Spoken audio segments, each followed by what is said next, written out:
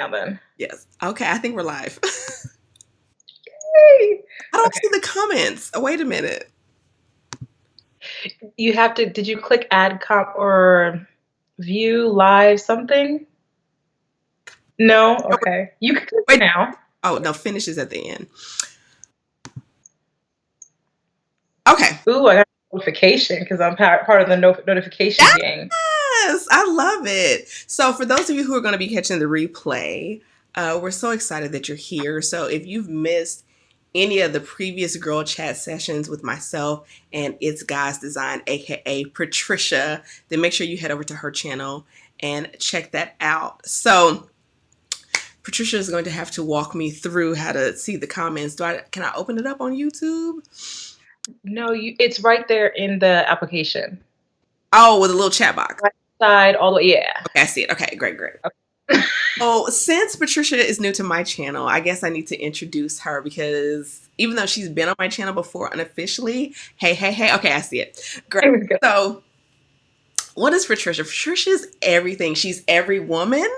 I'm not going to sing, that's her ministry, but she is a wife, she is a professor, she is a master nurse, she is an entrepreneur, she is a dual YouTuber, meaning she has two YouTube channels.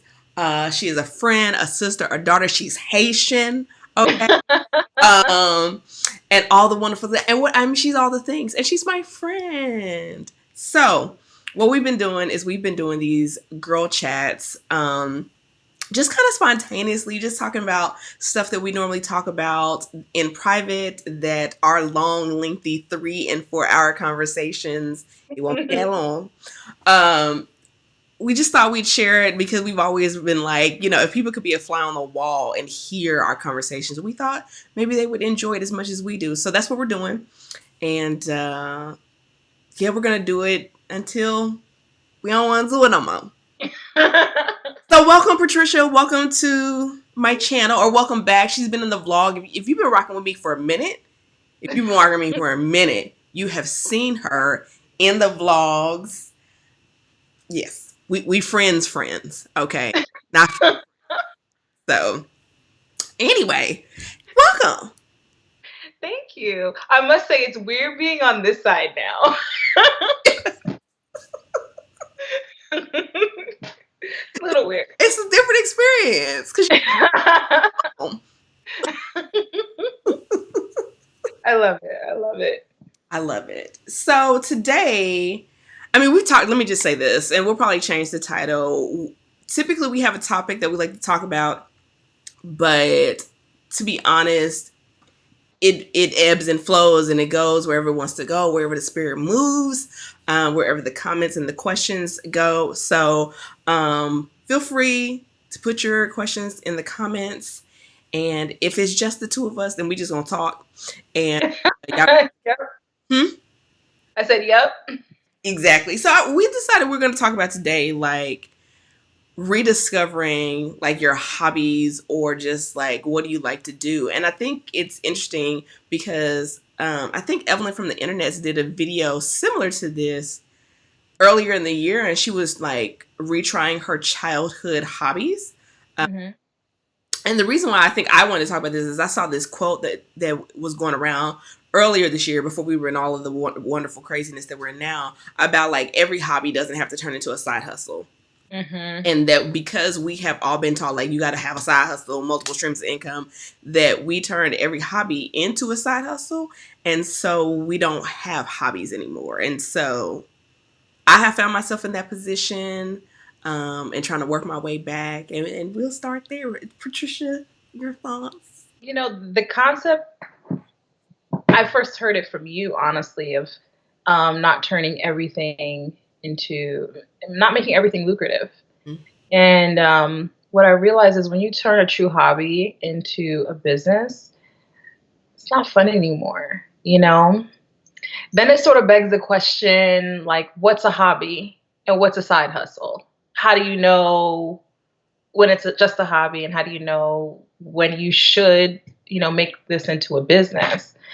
I don't know. I don't know the answer. I don't know the answer to that. But one thing I've found is that I should have one thing that is a hobby for me, and that's it. Like, I like it, I enjoy it, I can spend endless hours doing whatever that is because it has a therapeutic effect, more so than anything else. There's no pressure. You know what I mean? There's no financial obligations associated with it. You do it because you love it, right? And it gives you that avenue for self-expression. Mhm. And so I don't know. I definitely have to. I've gotten lost. You know what I'm saying? I've gotten lost and have been ignoring those things that I love to do.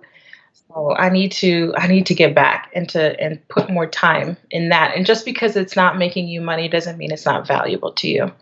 And yeah, I need to refocus a little bit in that area.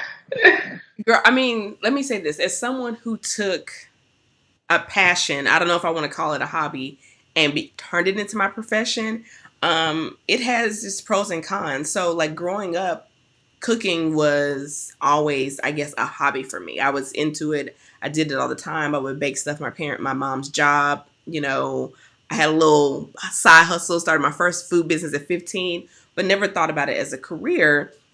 And I will say over the years, I have questioned whether or not it was a good decision. Mm, Because I found myself in periods where it was like when I used to get, like you said, it's therapeutic. When I used to get stressed or when life was crazy, I just wanted to go cook or bake. I call it stress baking. And then it turned into, oh, should I record this on a video for my YouTube channel? mm, Take pictures of this for Instagram. Okay, should I, put this in my course? It just turned into, oh, I made this a job and a business. And so I have to make it make money. And I went through that season a lot. And so I think just probably in the last year, I've started really going, okay, I've made that decision. I've made my peace with it. I still love it.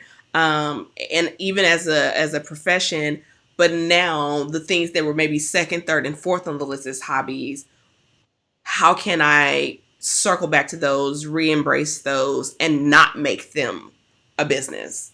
mm. And you've seen that quote, people like, you need to have three hobbies, one that keeps you active, one that keeps you creative, and one that makes you money. Um, I agree with that to an extent. I think you can add another one in there. I read recently that one that keeps you connected to the opposite sex, Mm. so that you don't. Like, what would that be? Let me tell you, that's the one I have not been able to figure out yet. Like I figured out the other three, and I've been like, but their point was it wasn't even from a single or dating perspective. It was just like it's really easy to isolate yourself with your own gender and not have that dialogue and interaction. Um, if you don't have something that you're participating in, so maybe it could be even volunteerism or something like that. So, Ah. mhm. So what do you do for your hobbies? Like, Uh, so there are definitely things that I like to do, right? I like to write. I do. So yeah. I like to write.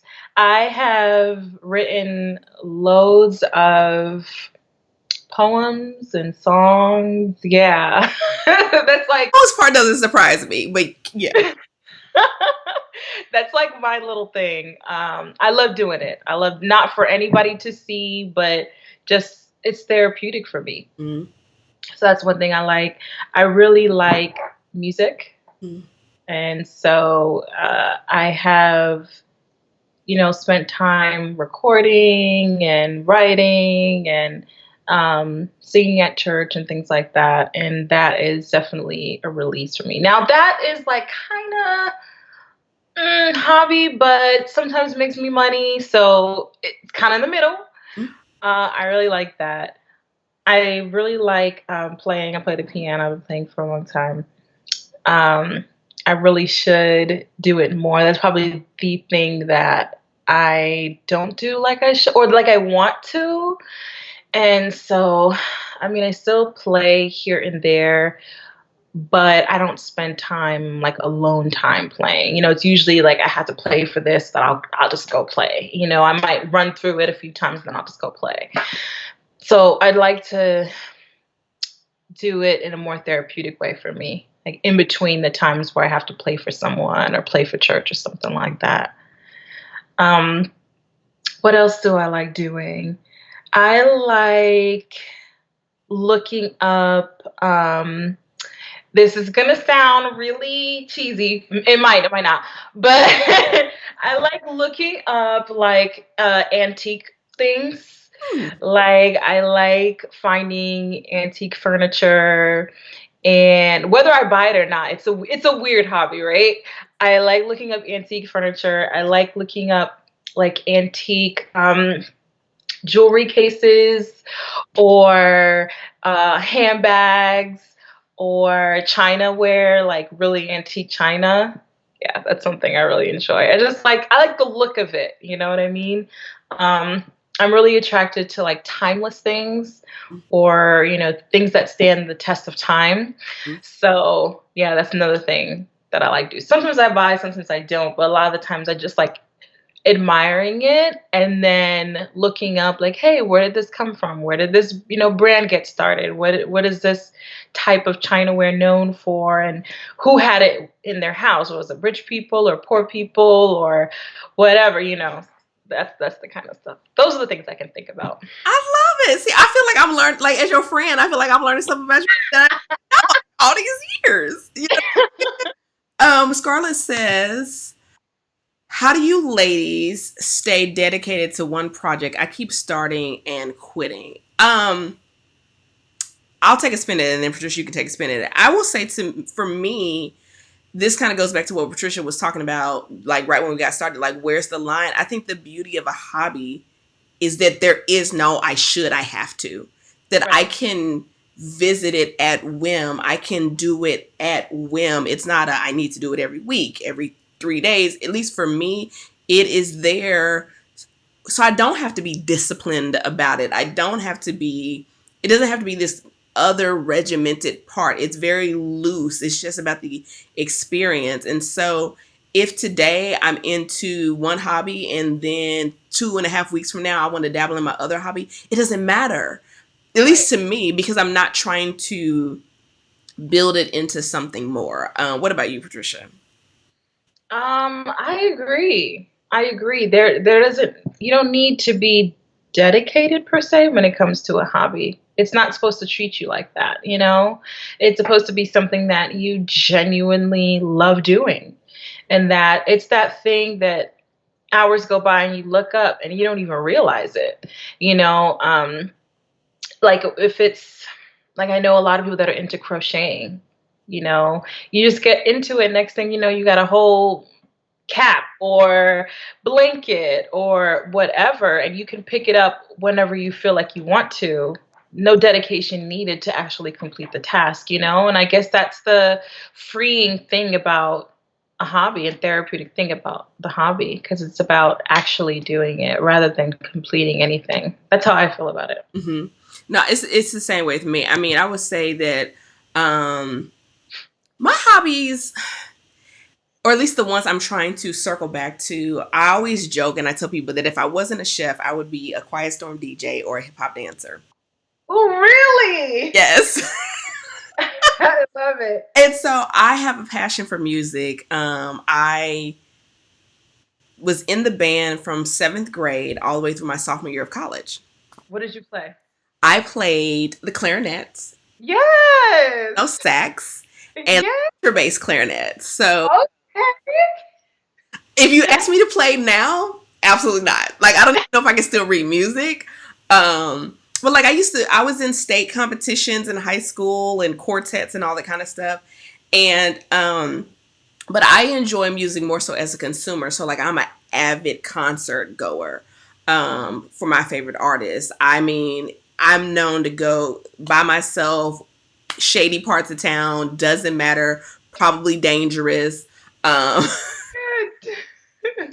like right or wrong. And I'm really big into like undercover up and coming artists. Like I tell people all the time, like a lot of people's faves that are famous now, I saw them when they were in a hole in the wall before their first CD came out. Mhm. I'm dating myself there. So my dad used to collect albums, like, vinyl, and so I thought about actually picking that up as a hobby. So I do have a record player that my mom bought me one year, and I have all of my. Oh, I don't have all of my father's albums, but I have a large selection of them. And so I would say, you know what? As I revisit music, particularly from a consumer standpoint, I was like, do I want to? And I think this is kind of going to segue me into my next point, which is you can choose to pick up a hobby even if it doesn't come to you naturally. Like I was like, do I want to segue into collecting vinyl? Because one, it can be expensive, okay, Mhm. but I was like, do I want that to be part of who I am? And I think I do. I Mhm. do like the way music sounds on vinyl. I think it just, that classic, timeless. I like hearing that little Mhm. background. When I was in college, I actually used to volunteer with the campus radio station. Oh, okay. Was the girl who used to make all the mix CDs in college, right? So if there was a get together, if there was a barbecue cookout, Evelyn DJ E Love, okay, I would make the mix CDs, and I'm dating myself, right? And so like I have friends who still talk about like some of the mixes that I put together because they would be like 6 and 7 CDs long. And so I've gotten away from putting together playlists, but I was like, you know what, maybe I should get back into that because I can listen to music for hours. Mm. Like I can just put my iTunes on shuffle and I'm out of there. So that's one of my favorite things is live music, in particular, curating music together. Mhm. Um, what's interesting, you don't know this about me, Patricia, is that all my friends can sing except for me. All of them. All Really? all of y'all. And like it's so frustrating as somebody who loves, I mean, no, I'm saying like I got a friend here, she sings on the praise team. Okay. I got friends who were in Essence magazine. One has a master's in music, one is an audio engineer. I got a friend like she thinking about dropping an album. I'm like all of y'all can sing and all play instruments. And me over here, I just be wanting to listen. I just be like, y'all gonna sing me happy birthday or not? No. Okay. So yeah, music is one of them, and then dance is that's the one that I'm when we get off of house arrest, She said house arrest. I can't. girl. So yeah, dance. Yeah, particularly I want to start with classical jazz. Mm. So because I was on the flag corps also during marching band season, and I realized it's not so much that I like the tour of the flag as much as I like the dancing element of it. So Mhm. Mhm. when I stopped dancing, your girl got a little thick,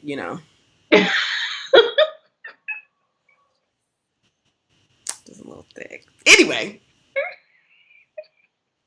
listen, what else? So hobbies. What else do I want to do? Oh, and design. Any decor and design. Like I listen. Let me tell y'all may not know this. So Patricia reached out to me last year, early last year, randomly. I mean, we talked, but like she reached out to me. And let me tell you. So she was getting married, and I thought when she was like, "I have to ask you something important," I thought she was going to ask me to cook for her wedding, and I was like, "Lord, oh, don't let her ask me to do that. I don't cater. I don't want to lose a friend because I'm gonna have to tell her no." Uh, but she asked me to help her with the aesthetics of her wedding, and y'all, like, I was so hyped. I, I think I was more excited than you were, and you were.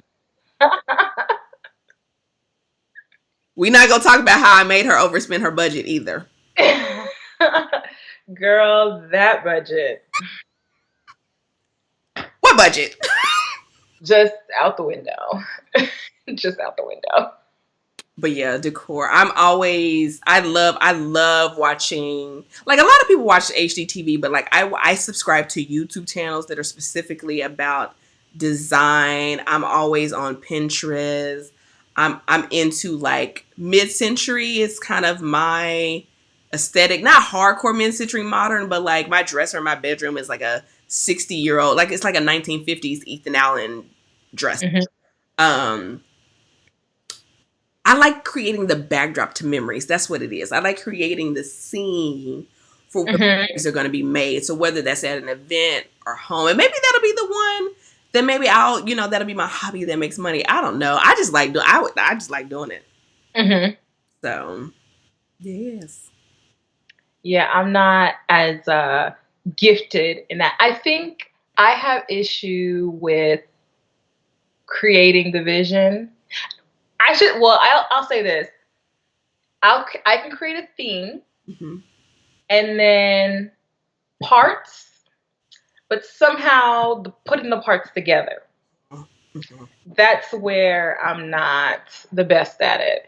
That's why with this house thing before me, I have like all these idea boards on Wayfair, and I'm like, "Ooh, I like this. I'm gonna put it over here." There, all these pieces, and then a theme. So I'm like, "Okay, now how am I gonna put this together?"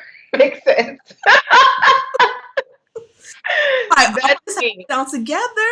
This you gotta do this and this, and you add that with that. And I don't even know how I know it, but I know.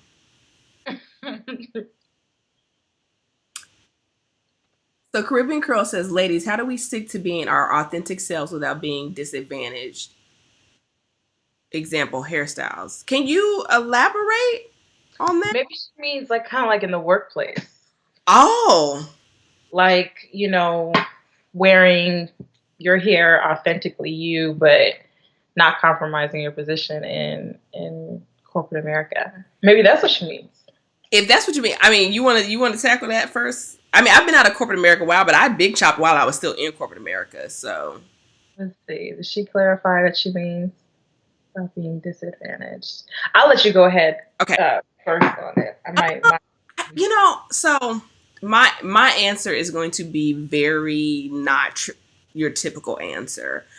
I feel like you get what you focus on. So for me, I was working out, and when I say like super corporate America, like I was working in the corporate headquarters of a Fortune 100 company, um, in a semi high profile role. Like I had responsibility for 14 manufacturing facilities from an environmental perspective.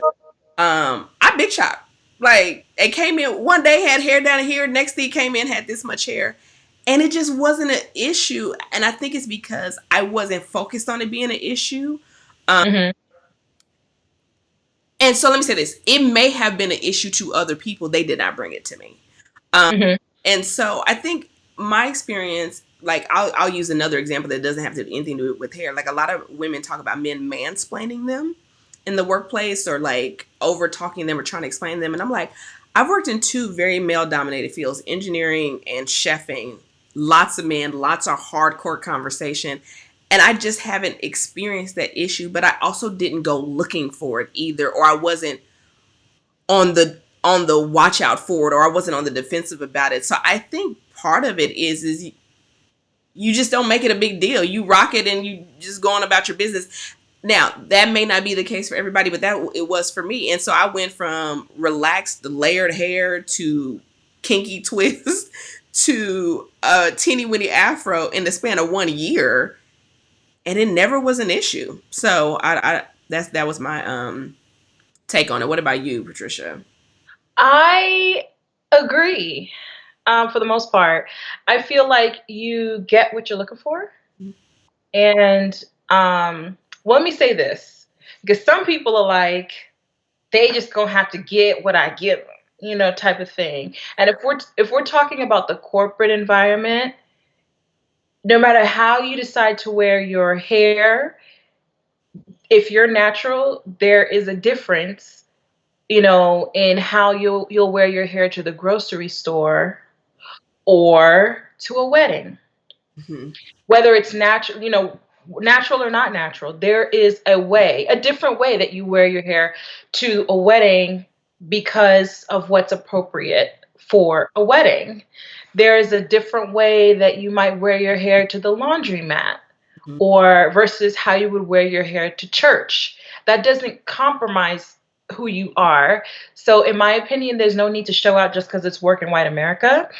But you wear your hair appropriate for work. Now, the word appropriate doesn't mean straight versus natural or curly versus this or locked or not locked. It just means professional.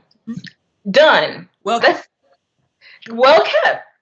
And I don't think we need much more than that. Like we don't need to go into the specifics as to what that means for each and every individual hairstyle. So I do believe you ought to be, professional and put together in the workplace. And however that is, just show up in that energy. Show up confident in who you are, the energy that you bring, the hairstyle that you're wearing, the clothes that you're wearing, the perfume that you're wearing, and people will see that. They'll see that and they'll have no choice to receive it. I think sometimes we can just kind of over dramatize something and make it an issue because we're anticipating it being an issue.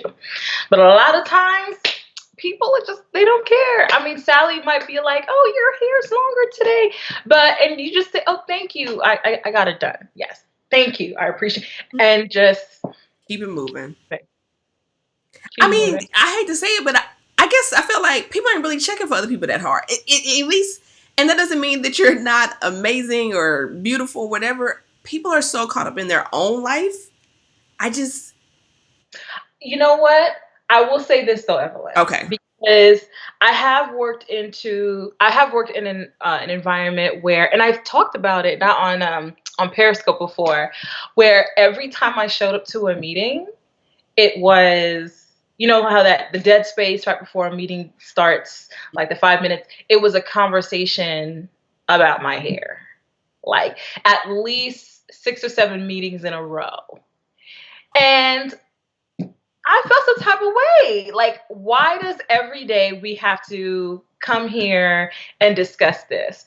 And I hate to be the one to say this I hate to admit this, but it was always initiated by someone that looked like me. But see, so the question is, was that an issue of hair? Or was that an issue of I look put together consistently and you are expecting me to fall into a rut? Because I feel like sometimes some women look like they have given up, or they just are, or I won't even say they look like they've given up. There are some women who look like they have given up as far as keeping their physical appearance up. But then I feel like there's some women who are like, I don't really want to put forth much effort. And so why every time I see you, you look like you don't put in some effort, a new effort every time. Like, do you think it could have been that? I've gotten that. What you're describing right now, I have gotten that, but it's never been directed specifically most times to my hair, more often to my makeup or just my whole look. Like, oh, just clearly you got time to wake up in the morning, like you ain't got no kids, right? To get up and get all done up, something like that, right? And I've gotten that from everyone, not just my sisters. But in this particular case, it was my hair. It was like, oh, you got a lot of confidence to just wear your curls like that, and ooh, wow, that's big hair. You go, okay, don't care, kind of comments like that, where I'm like, That's project. all right. And usually I just smile. I remember one day I decided to respond, and she was just like, this time she decided to whisper it instead of making it like a comment that everybody could hear type of thing. And then she was like, you don't care what they think about you wearing your hair like that? And I was like, oh no, I don't care what people think about my hair. And finally she mentioned, she was like, I wish I had enough confidence to wear my hair like that. And that was the last time she ever said anything to me in a meeting, Yeah. Hmm. Yeah. So I have seen both, but more often it's the whole look. Like, oh, you wearing heels or, whatever. Somebody said to me the other day, and it wasn't one of us. She was like, you don't have to, dress all the way up. You don't have to. I was like, oh no, I know I don't have to. I just like to. I get to. Like, And I really feel like the undercurrent is like, hey, can you come down and be down here with us? Like, Yes. that's really the undercurrent. Like, you're making me feel bad for me not wanting to do more. And here's the thing, we're not trying to make you feel bad. You can do less, I can do more, and neither one of us is wrong. Right. But I'm not being like, you can put a little bit more on. You could actually get, like, we don't do that. They would crucify us if we were like, I mean, you could do something with your hair right. Mm. You could put on a little face. They would just, I mean, so I feel like that goes back to my video about why I'm not a low maintenance woman. Mm-hmm. And it's like, no, be low maintenance if you want to be low maintenance. I'm Right. not low maintenance over here. Girl, listen. Changing Directions says they were intimidated by your presence and the care that you took to present yourself and made them feel less than. Yeah. Yeah. Mm-hmm. Precisely. We have to check that thing in us that's intimidated by somebody else's greatness. We really do. Um, and just celebrate. It feels so much better to celebrate someone else than it is to be upset about them. It really, really does. Like, why don't you allow that person? Because, in the same vein, on the other side, I've worked in places where someone was just like, the next day, the next thing you know, they got mascara, nothing but mascara and a lipstick on. And they're just like, I decided to do something with myself. I can't have Patricia being the only one stunting out here. And I'm like, okay, I see you. Yes.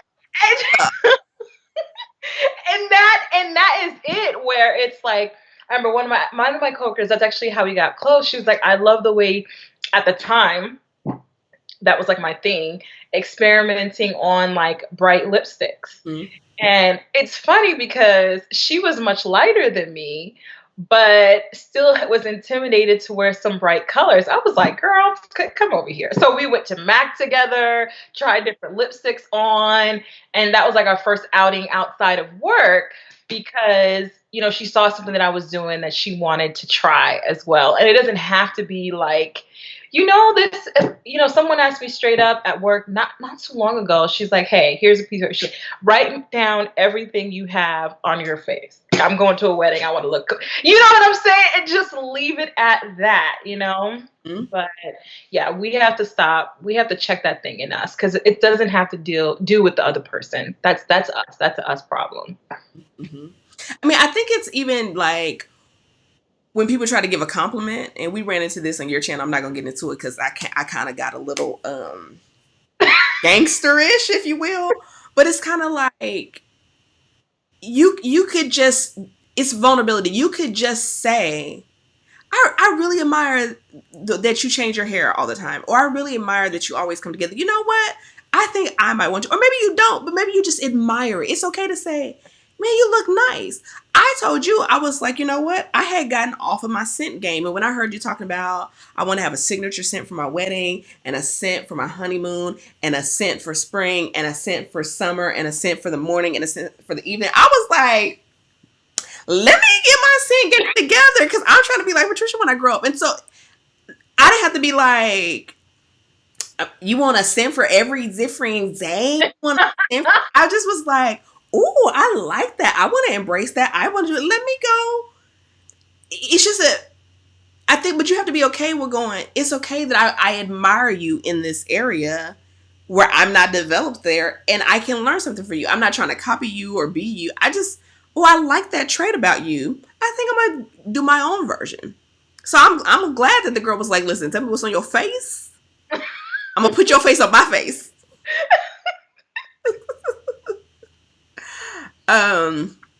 So number one, super juicy. That's a name right there. Some advice, please. I'm really worried about my career path. I'm in university, and the degree that I am pursuing has a direct job at the end, but I don't feel passionate about it anymore. I want to take another path, but how practical this will be. I'm worried about family reaction and disappointment. Do you want to take that one first, or you want me to take that one? Go ahead, Evelyn. You want me to? Okay. Ooh, as someone who has lived through this, let me just put a disclaimer here. by saying, one, my family's reaction is not typical. Two, yes, I follow my passion, but that's not. I'm gonna get to my answer. So let me say this: when I was in engineering school, I was on a 5-year program, dual major. 4th year, I was like, don't love it, don't want to do it. Think I want to be a chef. Want to follow my passion. I will say this, and this is going to be so contrary to what America teaches. Is I don't think passion has to be the number one requisite. It's a job.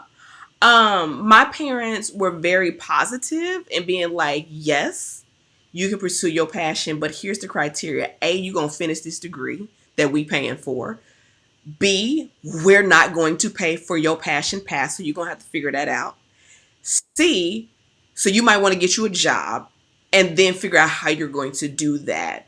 Um, they didn't fund my passion, right or wrong, depending on family dynamics. They were very supportive, but they were like, listen, okay, there's pros and cons to that. I will say that pursuing your passion, it in theory on paper, and this is not meant to be discouraging, in theory, and I know it's hard to hear from somebody who followed their passion, it sounds so great on paper.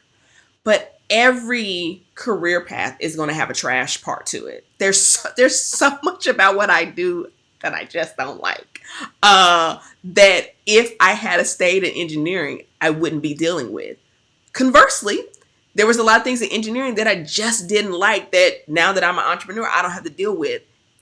You have to pick. So I think that's, this kind of tough love advice, which is if you're there and you can switch and you want to make a switch, there's nothing wrong with switching. I think college, you don't have, it's not like I'm 18 and I know what I want to be doing when I'm 60, right? I mean, statistics have said that the chances are we might have 3 different career paths in our lives, okay, if we live X amount of time. So if you want to make a choice, I would say make a choice for something that you may feel called to. I don't know if you have a spiritual practice, but everything is going to have something that you don't like. And I think the reason why I'm being a little bit more tough love is I don't want you to jump from thing to thing because something is uncomfortable or you don't like it versus you feel like you're called or more skilled or more talented to do something else.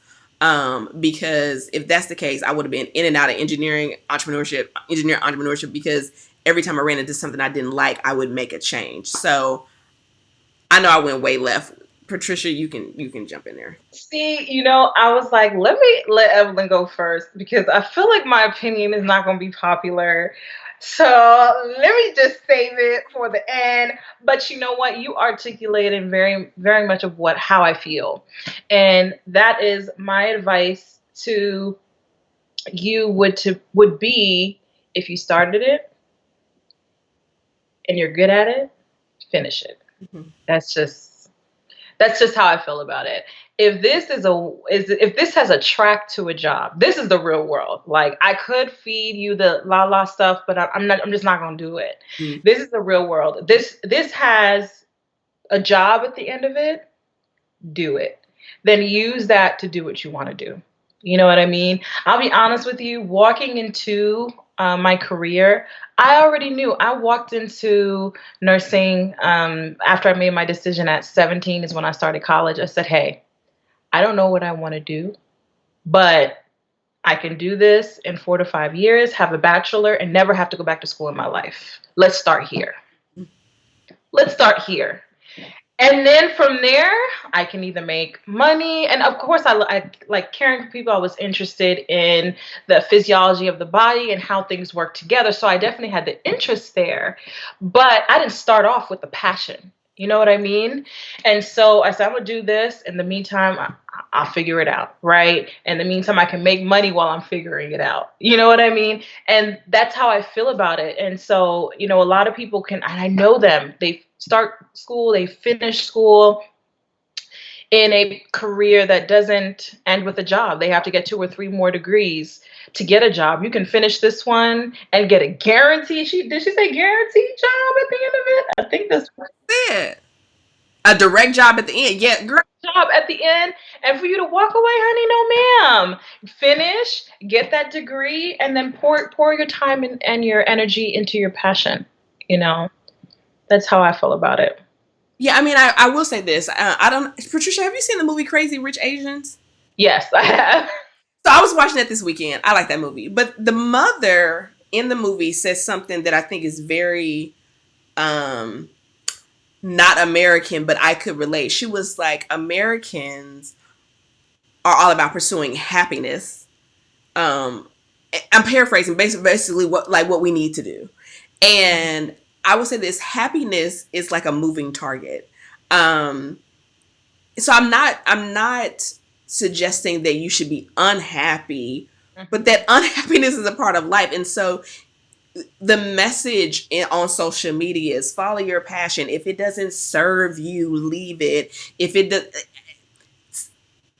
I saw a quote. Let me read this. I actually screenshotted this. I think it was yesterday, and it was talking about relationships, but I think this is applicable to multiple things. And the quote said, oftentimes it's not that relationships no longer serve you, you just haven't matured enough to have difficult conversations, and it's easier to run. Mhm. I think that's applicable in a career path, right?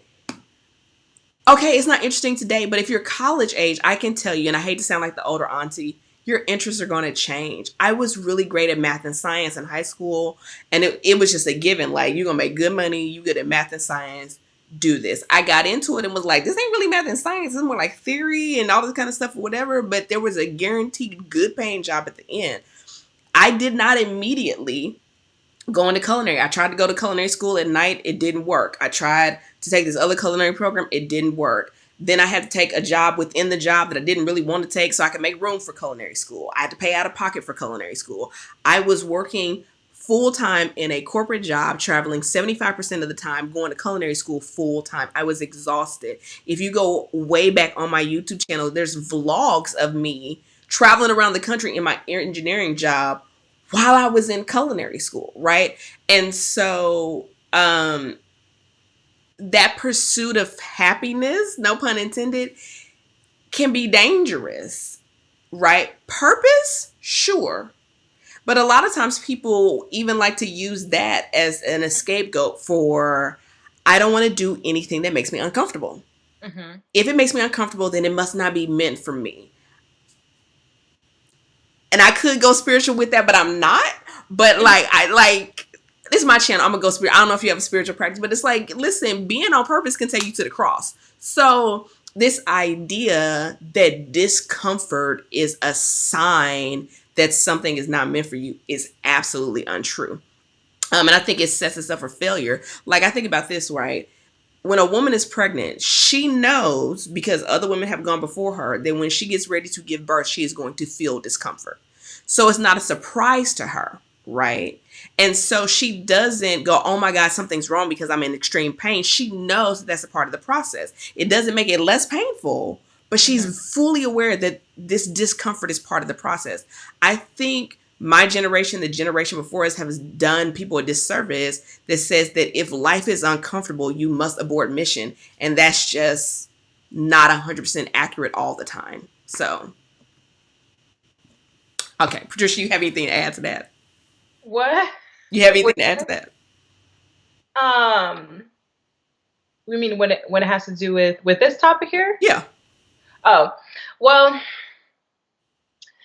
I agree. I agree that happiness is temporary. I really happiness is it comes in and it goes. I really like to focus on joy, and joy comes from a completely different place. Joy is not dependent on the factors around. It's not dependent on my job choice. It's not dependent on who's in my life or not in my life, or you know. Joy is much bigger than that. And like you said, you can chase happiness all you want all your life. Um, so it definitely shouldn't be the focus in terms of this decision. And I'm just a realist in many ways where um, life is hard, right?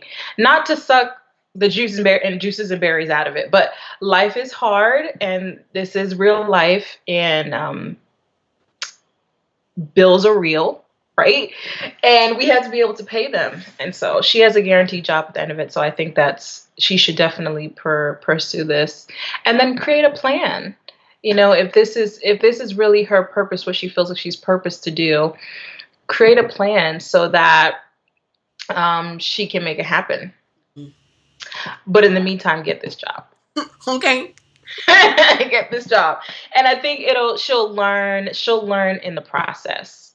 I can say along my journey, I picked something and I went with it, and along the journey I realized, okay, so I'm good at this. Mm. Where I think it was after year one, and they gave me someone to train, and I was like, what, me? I don't know. I'm still a newbie. I'm just still a baby cub. I can't. And I realized, oh, I like this. Like, I like imparting the knowledge that I've learned even in this short time to somebody else. So it was in that I realized that. So then I got a promotion of sorts in my career, and I was like, ooh, I don't like management. Like, I'm not. I don't like to manage. I like to do what I do, and I'm great at it. That don't mean I like to tell other people what to do. You know what I'm saying? Or to manage other people. And I like to stay out the drama. When you're in leadership, you gotta be in the drama. No, I'm a step down from that. And I slowly learned what my strengths were, what my weaknesses were, until I found my niche. Like, okay, I really do like this teaching element of this career, right? And yes, I could have started off and got an education degree and then a certificate and started teaching from the beginning, but I didn't know that at 17, right? And in the meantime, I was able to work, make money while I figure it out, and landed myself in a teaching focus in nursing. And so, sometimes we think we know, we don't all the way know, and life will give us lessons, so that we understand ourselves a little better. Mm-hmm. It's so interesting to hear you recap that because I've watched part of that journey with you from your vlog channel. But I think my career path was very similar. Like, even once I made the transition into my passion, so to speak, I started doing whatever I like. I was catering. Let me say how I do when I like to cater. No, and I'm not the best at it, right? I'm just not. And then it was like, oh well, let me do meal prep. Well, let me do personal chefing. Okay, well let me do desserts. And then I found cooking classes, and I was like, oh, I like being with the people. I like imparting the knowledge. And I'm not saying that your path will be teaching, but it's like you learn by doing, Mm-hmm. less by feeling. Mm-hmm. And I was in the house, and I can't remember who I got this analogy from a long time ago, but they were like, you may be in the right house, but in the wrong room. Mm. Right room in the wrong seat. And so Yep. it's not necessarily that you need to change houses or even move out the neighborhood. You might just be in the wrong seat, or in the wrong room. And so, but you got to pick a house.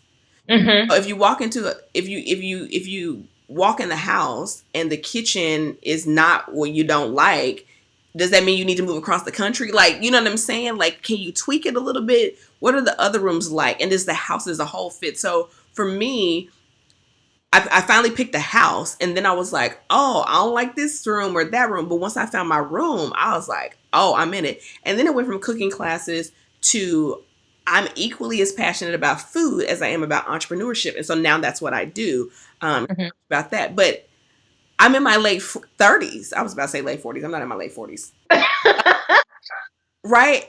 And I made a career change at 28. So, you know what I'm saying? Mm-hmm.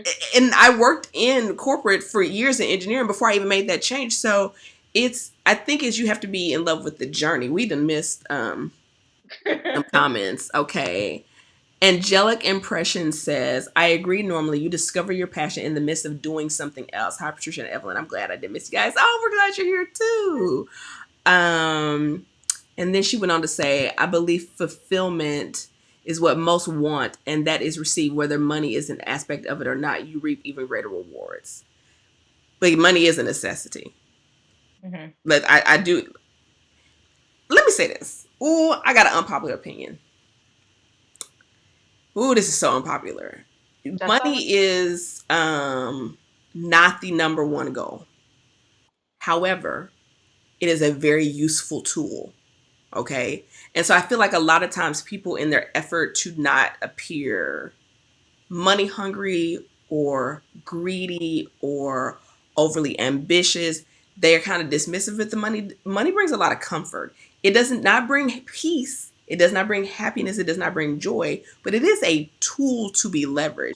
As anybody that's had a season of their life when they did not have as much access to that tool, and they would tell you, it is an important tool to consider.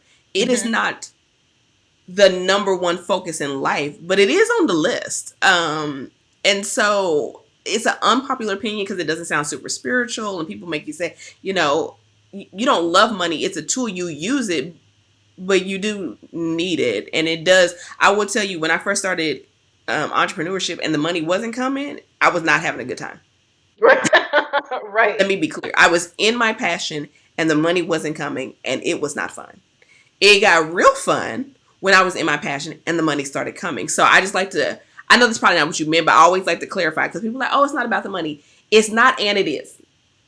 So, um, she says, yes, thank you. I will finish my degree. Just don't know how to ignore my family opinions without taking it to heart. They're not funding my studies, but they will have an opinion. Girl, opinions like belly buttons. Everybody got one. Brian Scott, you say that all the time. Like, here's the thing. They made their career choice. They live in a career choice. You got to make your career choice, and you got to live with your career choice. They don't have to live your life. Listen, I was just listening to a trainer before this, and Patricia, you're going to have to interrupt me because you know I'm long-winded. Here's the thing. Everybody going to have something to say, period. Don't matter what you do. In your face, in private, behind closed doors, to the people down the street.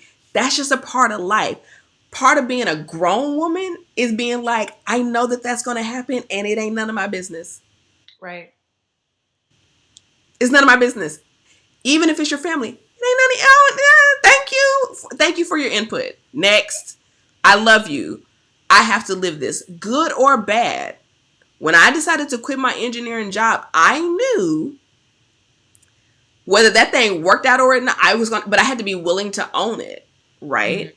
Good or bad. So, Patricia, you. I think I have to admit, I had a family with opinions. Mm-hmm. And what I can say is that whether I liked it or not, they prepared me for the world because the world is always going to have an opinion. And that's just the truth. Some people are going to feel like, I realized this when in the months leading up to my wedding. I mean, people just loved to insert their opinions, good and bad. I mean, I think it was my engagement weekend. We had balloons outside of like engagement party weekend. We had balloons outside the house. So people knew that there was an engagement party going on inside, and neighbors we didn't take it down, so it was up there for weeks, to be honest. And so neighbors were, oh, are you getting married? Well, and they're walking their dog, and they stopped their whole situation to insert their opinions and ideas about marriage and how to make it last and who's right and who's wrong and how to communicate and whatnot. Everybody has an opinion. Get used to it. You have to be strong in your decision. Learn to sift through the bad and the good, take what's good, get rid of what's bad, and apply it when you need to, and disregard it when you need to, and move on. Because they always gonna have something to say. And sometimes your family, they be the worst ones, you love them, but they be the worst ones. But I realized even in my own path, I didn't have support the whole way through. But it got to a point where, especially my dad said one time, he said, you know what? You've made good decisions up until now. So I'm guessing this is one of them. And that's literally how he left it. You know? And that's taking it and doing what I wanted to do in spite of, and still ending up in a good place that they can be proud of, and I can be proud of as well.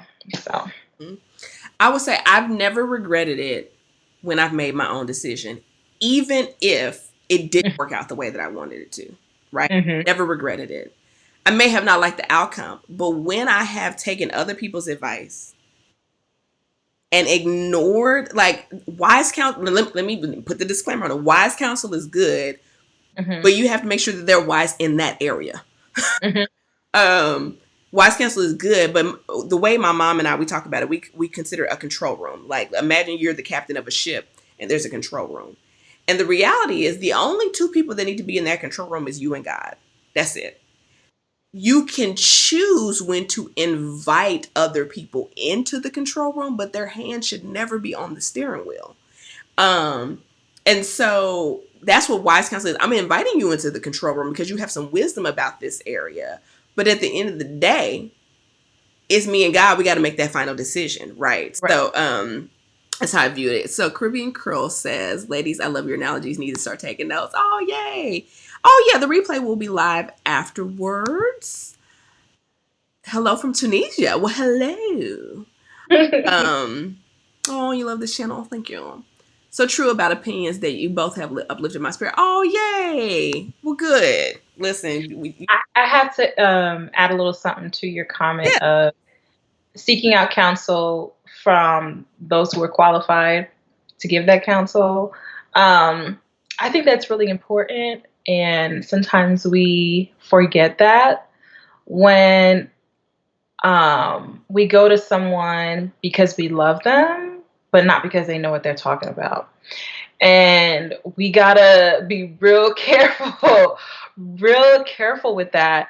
If, say that you want to make a change in your career, or you want to do something, get a new certification. Like this happened to my husband a few weeks ago, where he was considering a certification, and he picked up the phone and called someone that he knows that has a certification and recently added it, and what their result was, right? To get a better picture. Like, hey, and at the end of it, she was like, I'm happy I did this, but this is what I really should have done, right? Now he could have came to me and been like, babe, what you think? And I don't know nothing about project management or whatever. You know what I'm saying? I mean, I know a little bit about it, but not enough to guide him in that way. So, yes, he loves me. Yes, I'm a wise woman. Yes, I have good discernment, but that doesn't mean I don't know anything about this particular thing.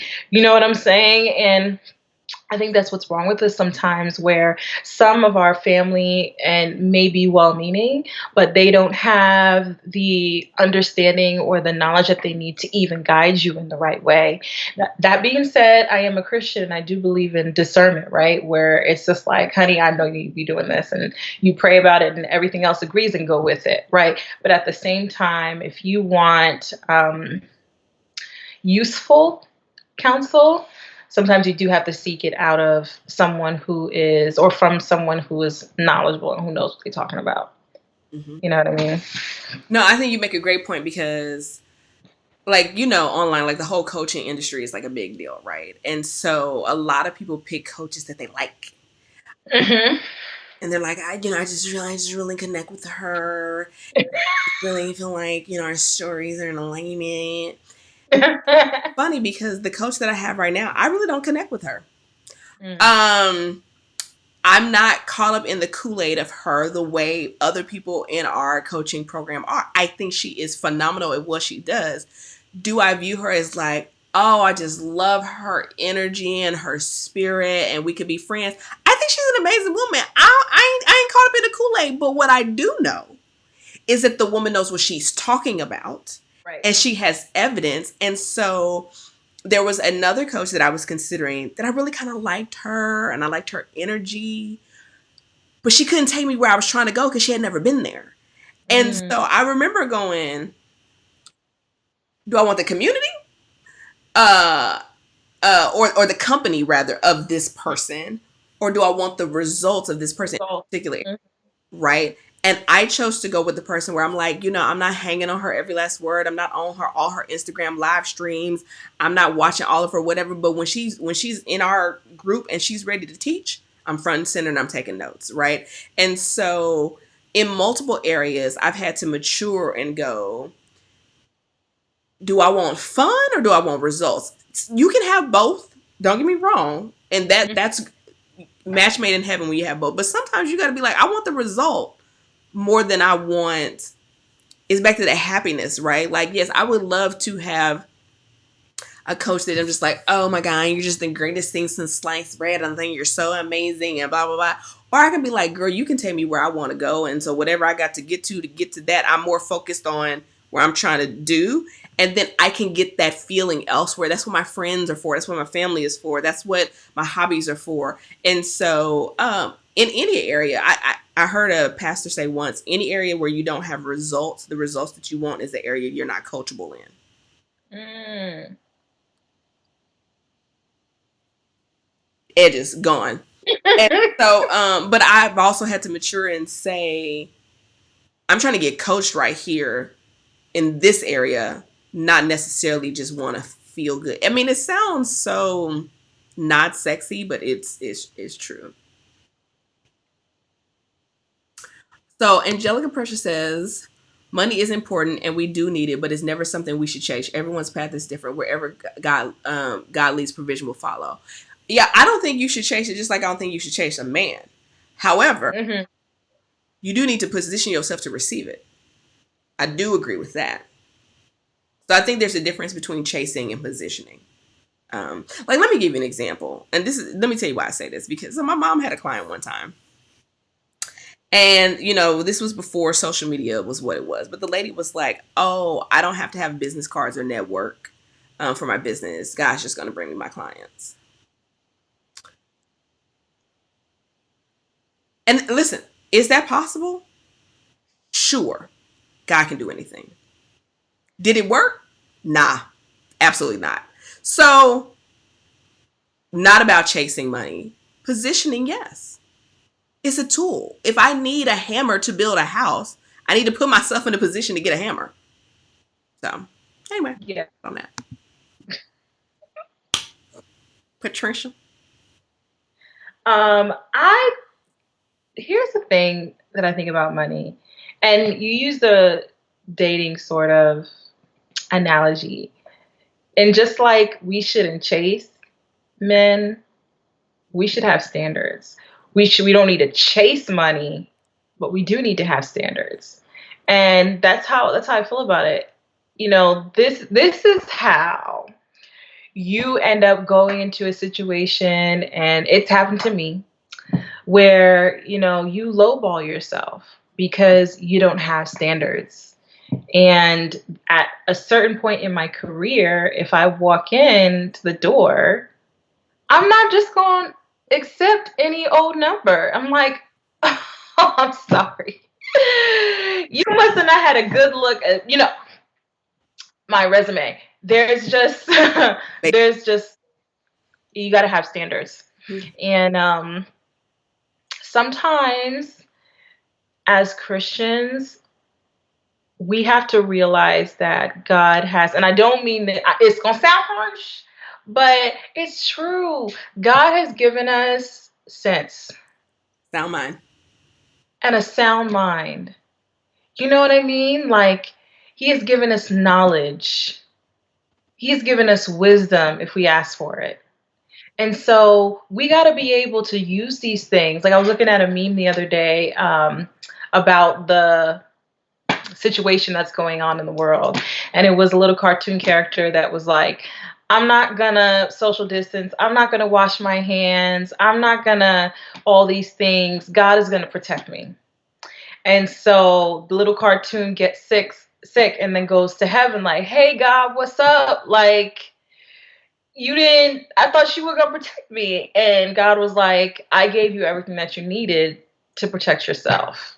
And I think sometimes we have to look at life in that way, in that God has given the tools that we need.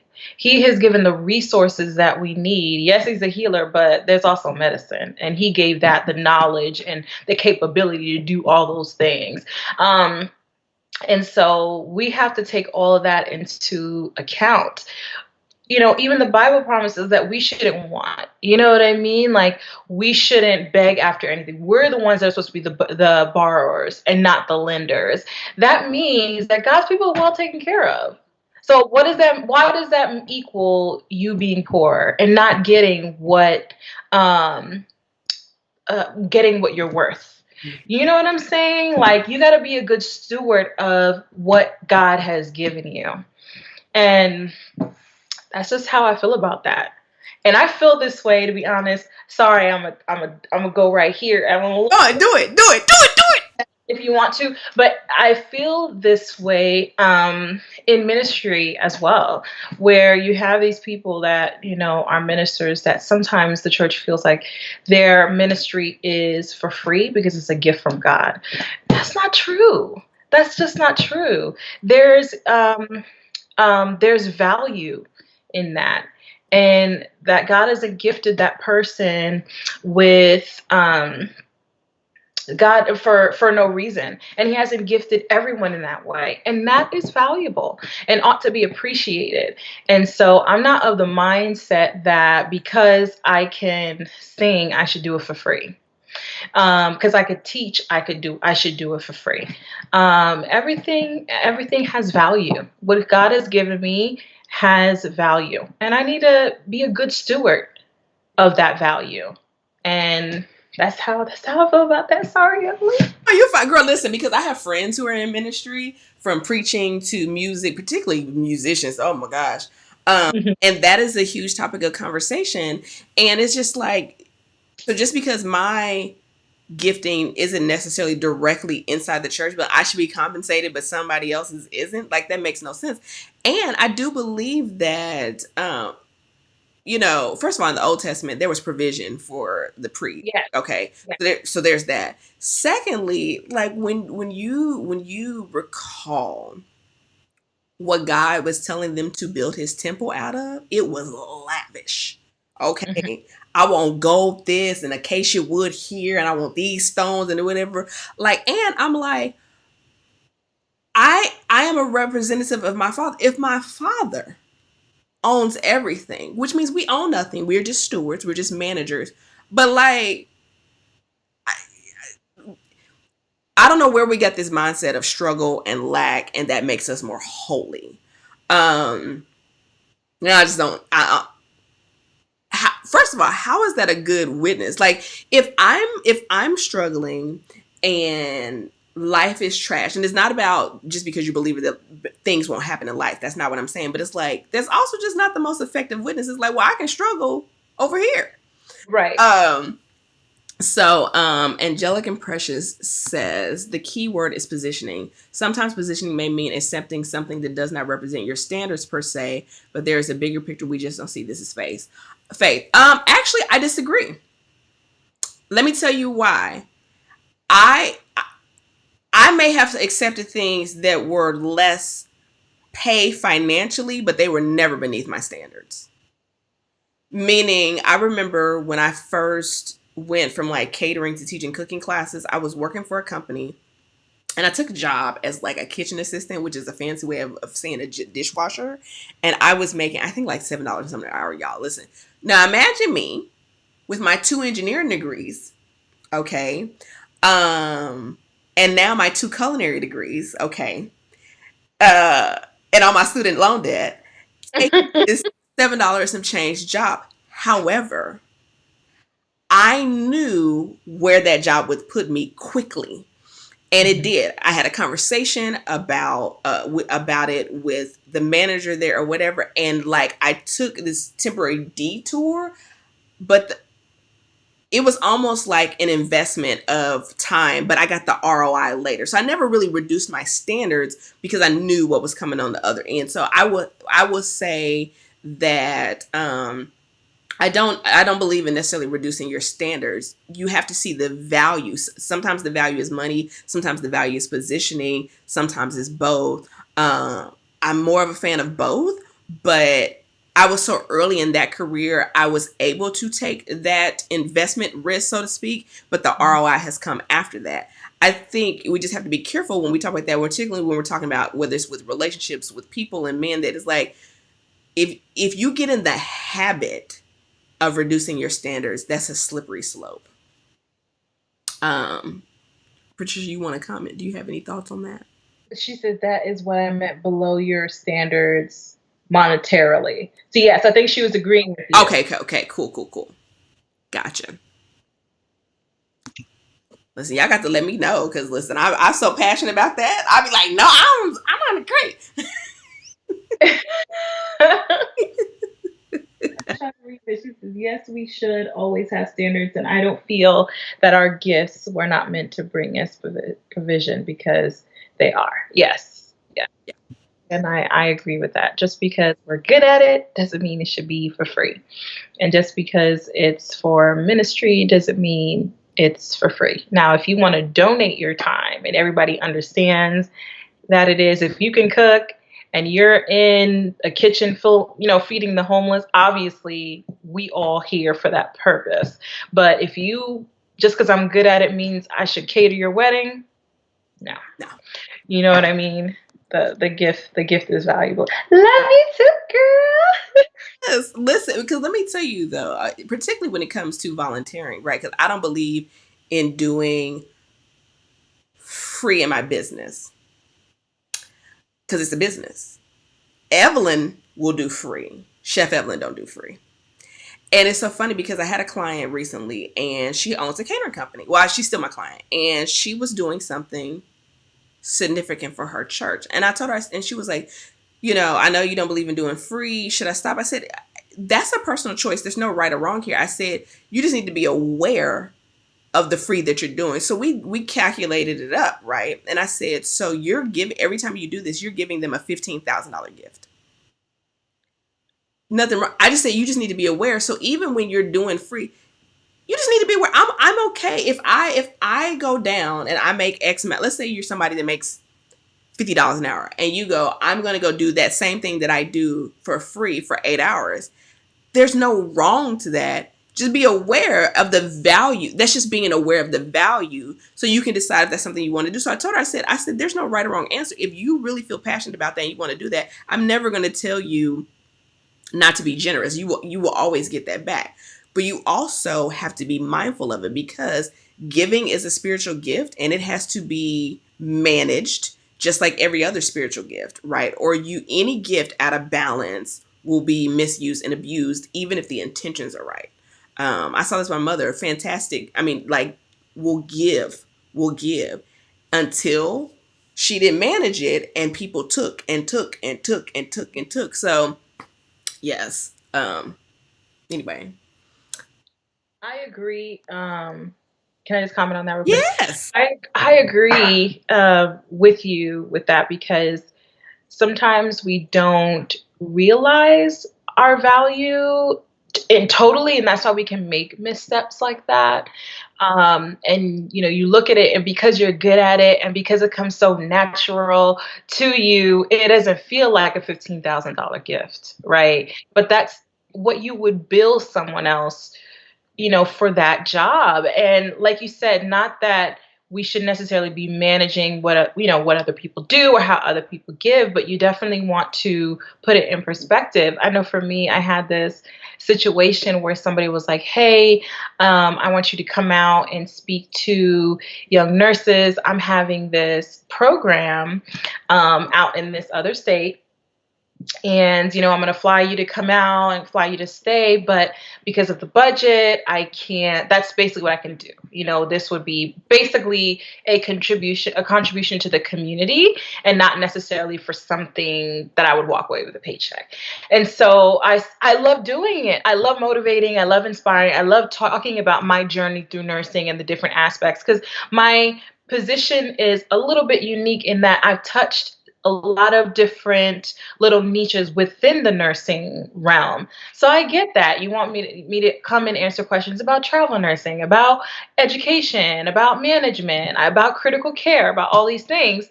But my time is valuable. And you're taking me out of my schedule where I could be doing something else and actually making money. But because I respect the cause, here's a set of scrubs that I want you to give away to somebody there. Or here is something off of my website that you could do in a giveaway, or that you can give it to, during a raffle ticket or something like that. That way, yes, I'm donating to the cause, but in a way that that matches it matches what I want to do. Yep. Right. So that's how I feel about it. No, I think you're absolutely right because it's like plane ticket, cute, hotel is cute, but it's like, but then that's going to be a day or two of me prepping. That's going to be travel time. That's going to be the days that I'm there. That could be a 3 to 5 day experience Mhm. of my personal time. You know how much I get paid in a week, right? And it's like, so what you're really asking me is to give you that amount, Right. right? And so, like I told my client, I was like, if they came to you and asked you to cut a $15,000 check, would you? And she was like, no. Mhm. Oh, okay, right. And so I think to your point, it's like, particularly time. I think a lot of times people are so focused about money. Money is important, but it's like, but my most valuable non-renewable resource is my time. It's time.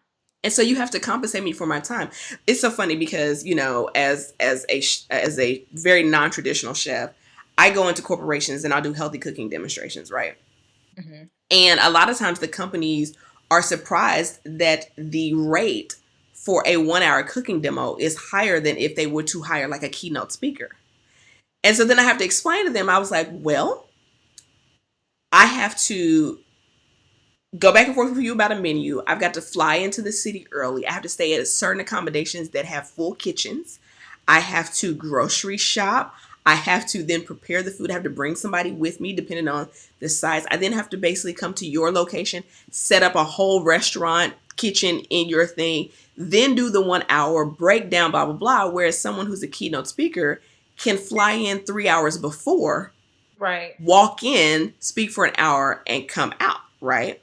And Right. so, but that's not their job to understand. That's my job to understand and to communicate. Mhm. Right.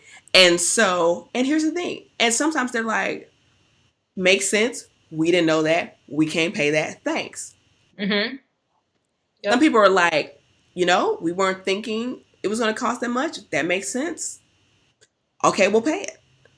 Right. Like for me, I'm not speaking for free. Let me tell you something. One of my coach right now, she was like, let me get this straight. You're having an event where you're selling tickets and making a profit, potentially got sponsors, but you want me to come for free? Mm. That don't make no sense. Yeah. I could do a whole business live stream. Like, nah, no. Anyway, yes.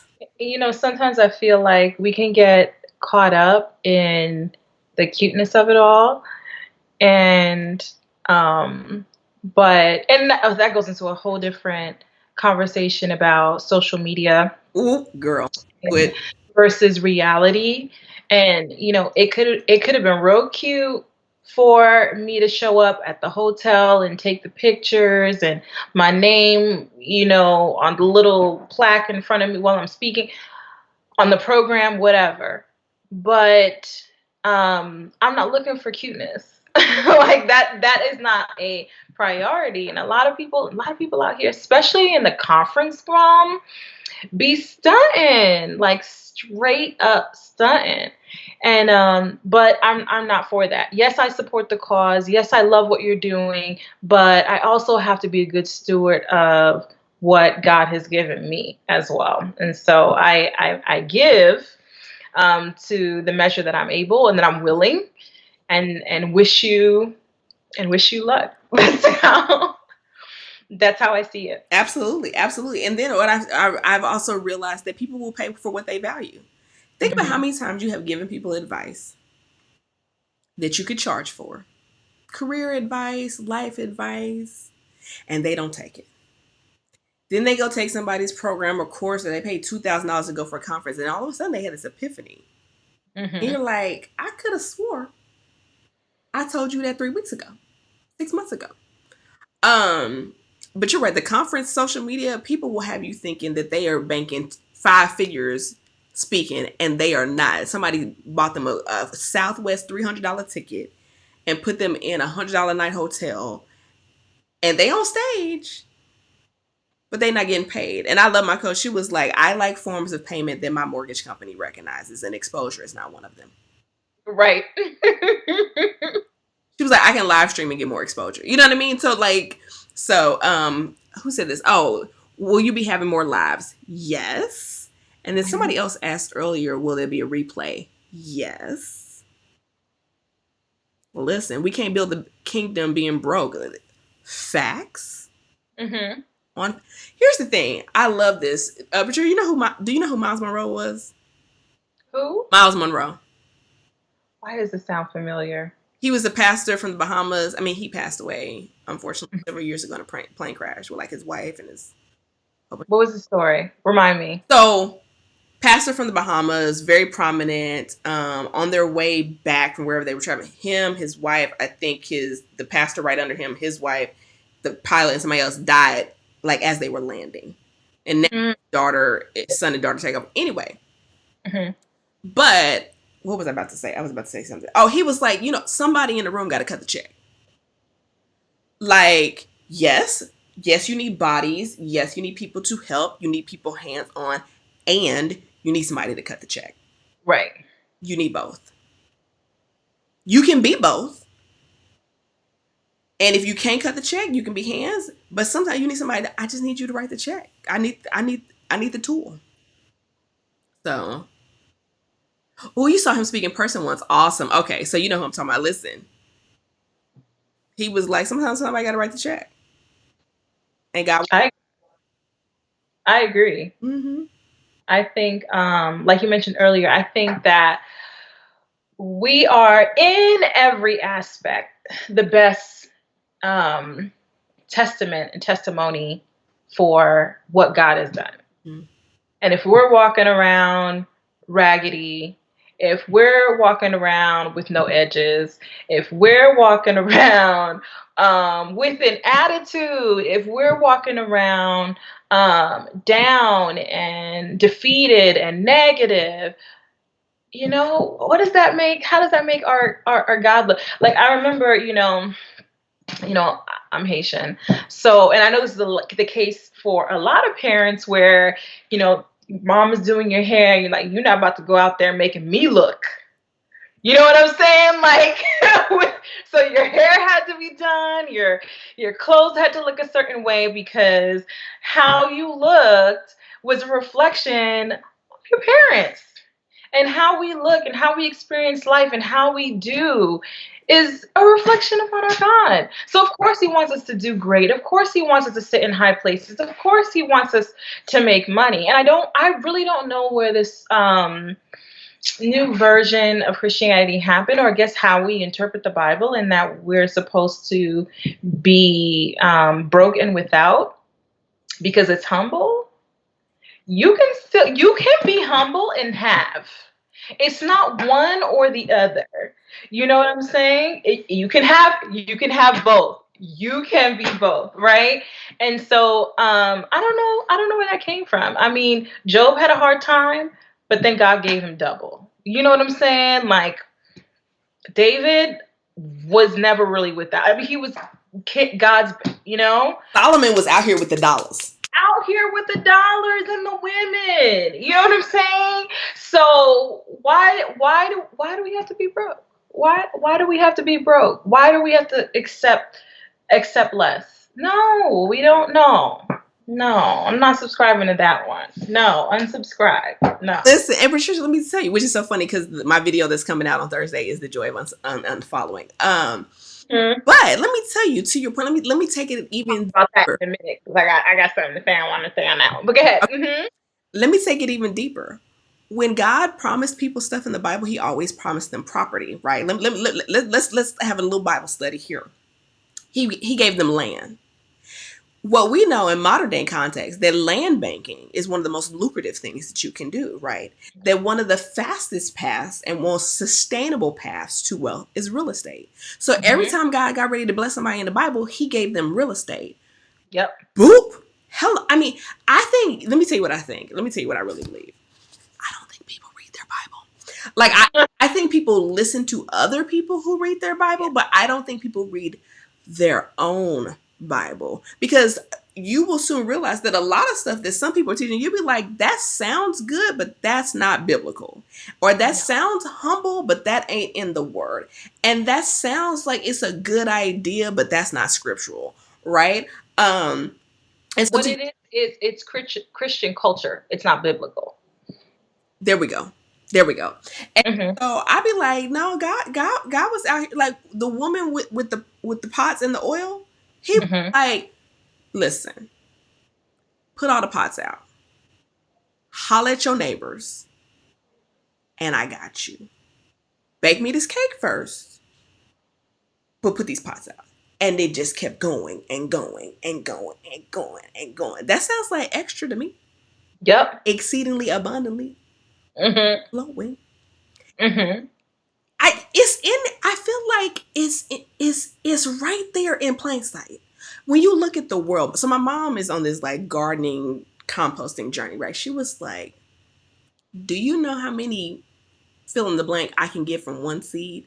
And Mm. all those seeds have, she was like, it's she said, I'm gonna get to a point where I'm gonna have so much, I'm going to have to give it away. Yep. The Bible says he will reveal himself in nature. I mean, anyway, I could go on. Angelic Impression says, have either one of you ever considered mentoring? I know your lives are very busy. I do mentor. Well, but no, I don't do free mentorship. So there's like, she's like, I'm in for it ain't even free. See, so maybe that's my issue, and Evelyn, you can help me with this, because so what I told myself Hmm. is that I would take on a person at a time, and that the mentoring would be temporary. It would be an agreed upon time. Um, and this, in my mind, again, this was my contribution. It was my donation. It was my thank you gift for what God has given to me. Hmm. But what I have realized is that really the client who's willing to pay is more ready than the one who isn't sometimes. And something about the money that guarantees dedication. Yeah. And so, all of the mentees, I'm sorry, that I have had in the past, we will have a few sessions and then I just wouldn't hear. Or even worse, I would block out a time away from my other potential clients or clients or a time where I could have been at work. And it was, oh, sorry, I forgot, or sorry, I'm doing this instead, or sorry, there was a schedule conflict. And I'm like, okay, this is an hour and a half of my time that I had dedicated to you that you misused. And so I haven't had success with mentees personally. Mm-hmm. And maybe it's because I shouldn't be doing them at all, or maybe for a reduced price, or I don't know. Okay, I got you. And Angelic says, I know not free Evelyn. So yes, I do mentor. I do two sides to my mentor, but I want to address what you just said, Patricia. So there's a couple of things. The first thing is the money is about an energy exchange. Simply put, they have to have skin in the game. If Mhm. I think sometimes people think, oh, you shouldn't charge for mentorship because you, like you said, you should just give it. It's more about an exchange of energy and value. And I know that when you have skin in the game, you'll show up. It's the difference between I got a $40 gym membership and I'm paying $200 a session for a personal trainer. I will skip the $40 a day and not go for months. I'm paying $200 for an hour worth of your time. I'm early and I'm going Mhm. to do whatever you tell me. Right. And so when I don't have any skin in the game, anything to lose, right, as far as your time, then I can be willy nilly with it. And the problem with that is, to your point, that the people who are willing to pay are the ones who get better results, is because they won't waste their time or their money just, and so they won't waste yours. But people who are willing to waste their own time and their money, they're not ready. They will waste yours. And so it's a standard of saying, Yeah.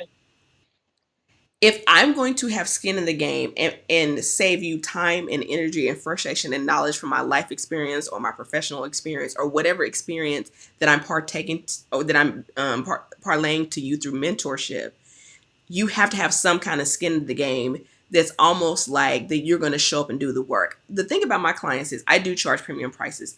However, right, my coach told me, well, one of my previous coaches told me to charge at a level that people can't walk away from, because I'm really more concerned about you getting the results than I am about the paycheck.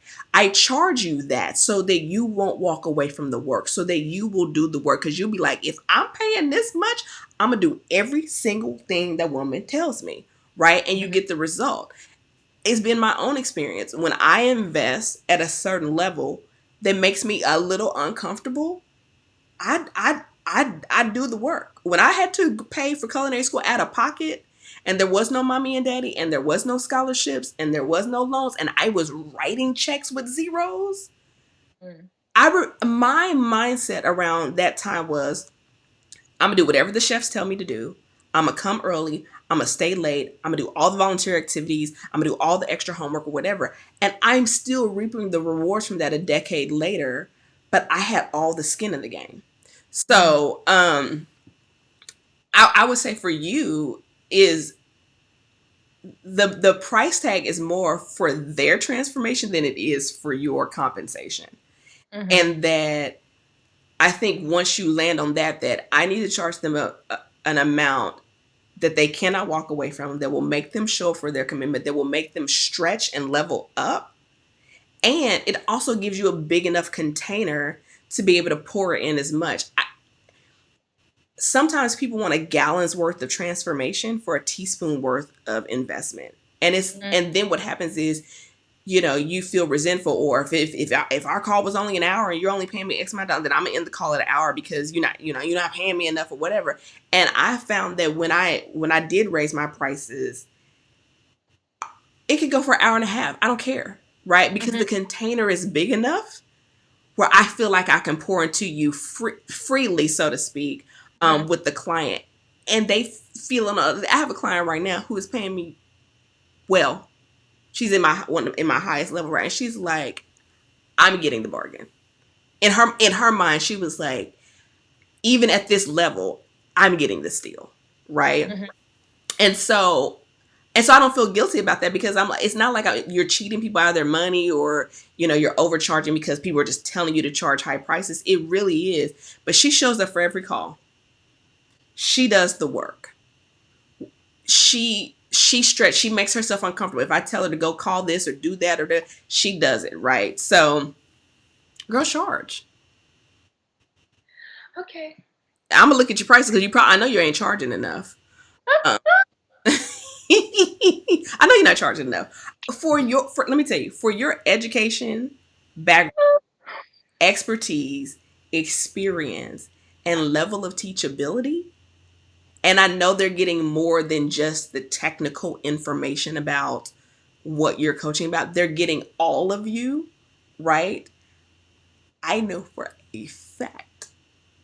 I don't even know how much you're charging, and I know you're undercharging. I might be. I might be just a little bit. Oh, I know you are. Oh, listen, I know you are. And I don't even know. I don't even have an idea. Like, y'all for watching. Like, listen. Okay, so this is how our conversation really be. I have no idea. I have no ballpark estimation, but I can tell just based on what you tell me about the people who showed up and their behavior. You pull a different woman with a different price point. Mhm. You just do. Let me tell you, when I used to sell stuff for like $97, no shade to the $97 range. I still have some things that are $97. You just don't get me live. You're gonna get something that's prepackaged, right?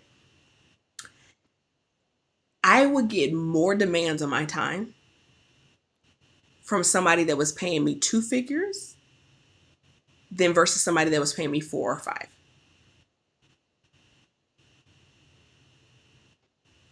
You want the world for $97? You're kidding me. Absolutely not. Absolutely Mhm. not. Mhm. No, absolutely not. Anyway, let me pull this up here. Okay, we're gonna talk about it. We're gonna talk about this right afterwards. I do. Oh, yes, girl. Yes, girl. Yes. Okay, girl, we had an hour and 45 minutes. Okay, we're gonna take these last couple of questions. Every time, y'all, listen, we be trying to do an hour. This is how it be. Okay. So, number one, super juicy, is back with another question. She says, what advice would you give someone in their 20s to prepare them for the next decade? Would you advise us getting a mentor? Yes. That's a quick yes to that question. Do you know how much energy I could have saved? Oh, I know, right? I think we talked about this. Was this on your channel that we talked about this? Or maybe privately, like, some people want to buy a lesson when you can just borrow it. Mm. I'd rather pay somebody and borrow the lessons that they learned. And so I may not be able to avoid something in particular, but at least I know how to navigate through it, and spending the time and the energy and the frustration and the disappointment to make all the mistakes myself. I don't have to make every mistake.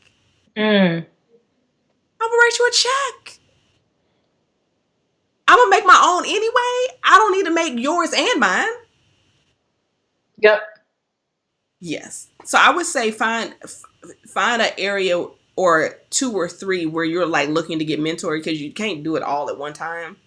Mm-hmm. And like, what are the two things or the three things that I want some guidance on at this time in my life, right? So it may be for you, super juicy. It may be career. It may be boundaries with family, and it may be trusting your own decisions. I don't know. I'm just pulling stuff out there, but Mm-hmm. uh, yeah. Patricia, your thoughts? So the part where she says, "What advice would you give someone in their 20s to prepare them for the next decade?" I feel like that is literally can be a video all on its It could own. be a series. It could be a series. It could be a series. I think when I think back over my own life, I think the first thing I would start with is finances. Um, I don't think I understood money the way I do now. Back then, I don't think I managed it the best that I could have back then.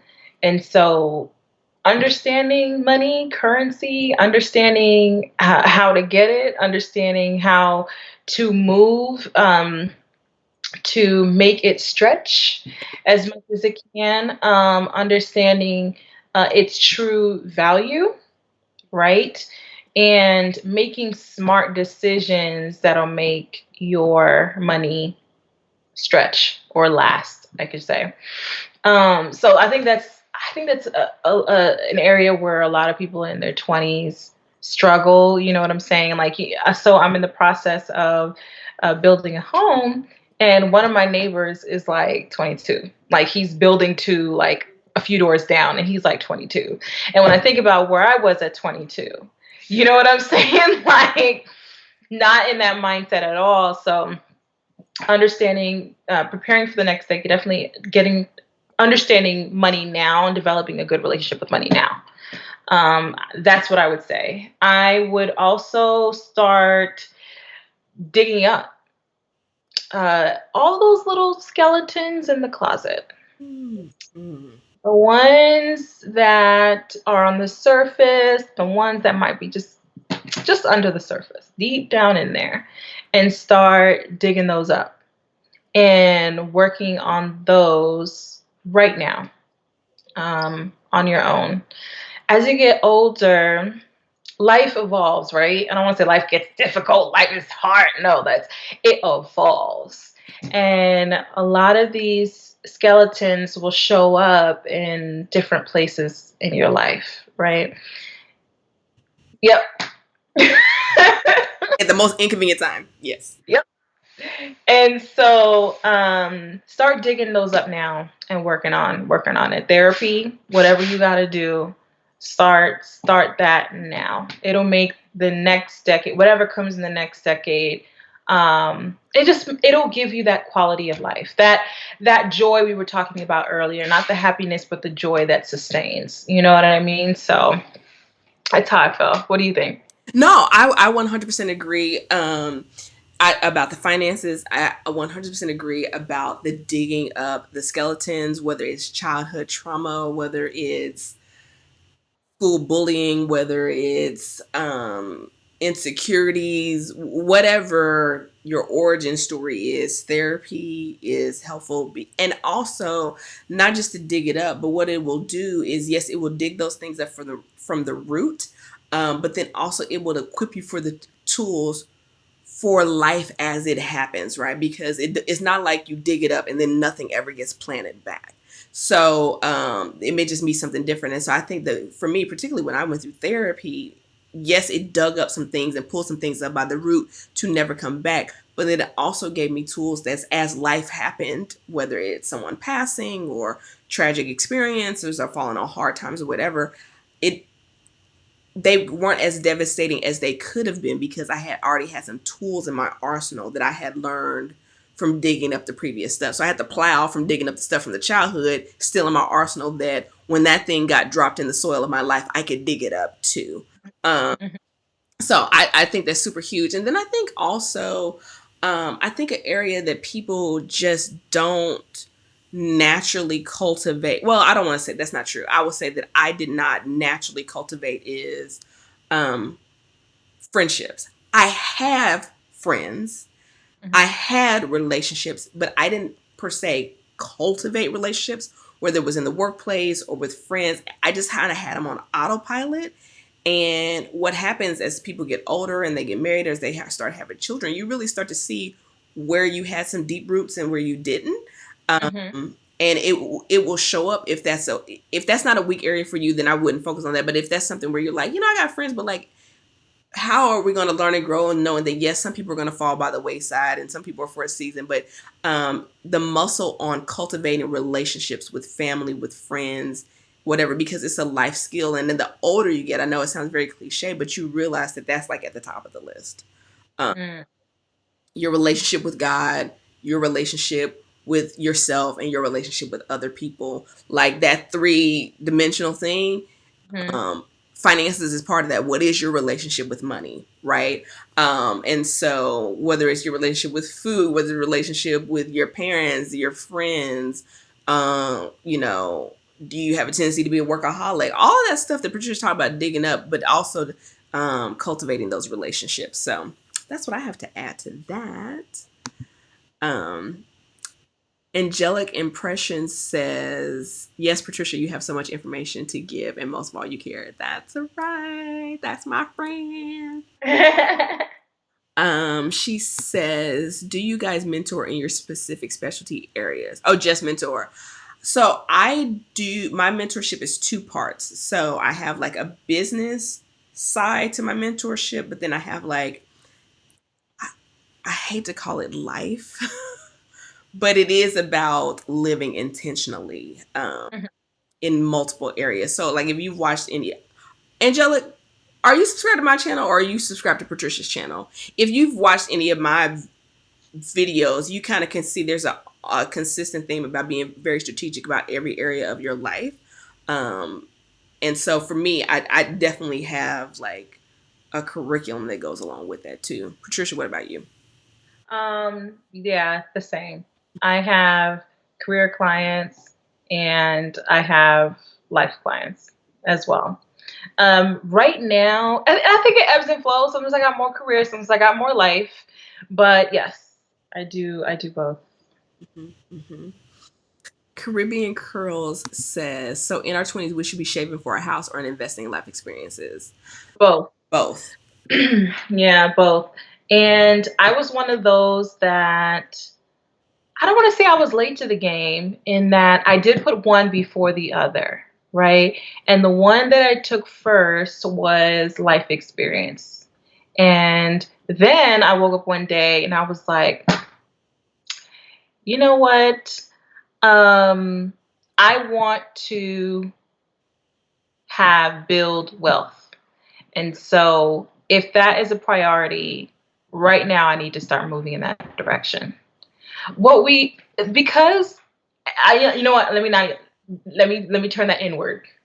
Because sometimes I I was unaware of how far money can really stretch because of my mismanagement of my money. And I think it's because I wasn't intentionally living, right? The way that I am now, right? Where I'm living a life, a created, a designed life for me. And so I know what's important and I know what's not. I know what's valuable and I know what's not. So I know where to put my money and then where not to put my money. And so that leaves room for a lot more than you think. And so, yes, you can do both. No matter what your income level, you can take steps in the direction of both, right? Don't let Instagram or Facebook make you feel some type of way because you're not in the Maldives every weekend. You know what I'm saying? Like, don't, you can have life experience and travel the world and weekend away in the cabins in the mountains somewhere while you're putting some money aside on your down payment. And honestly, once I started walking in that direction, I was like, is this all I needed to buy a house? Is this all I needed?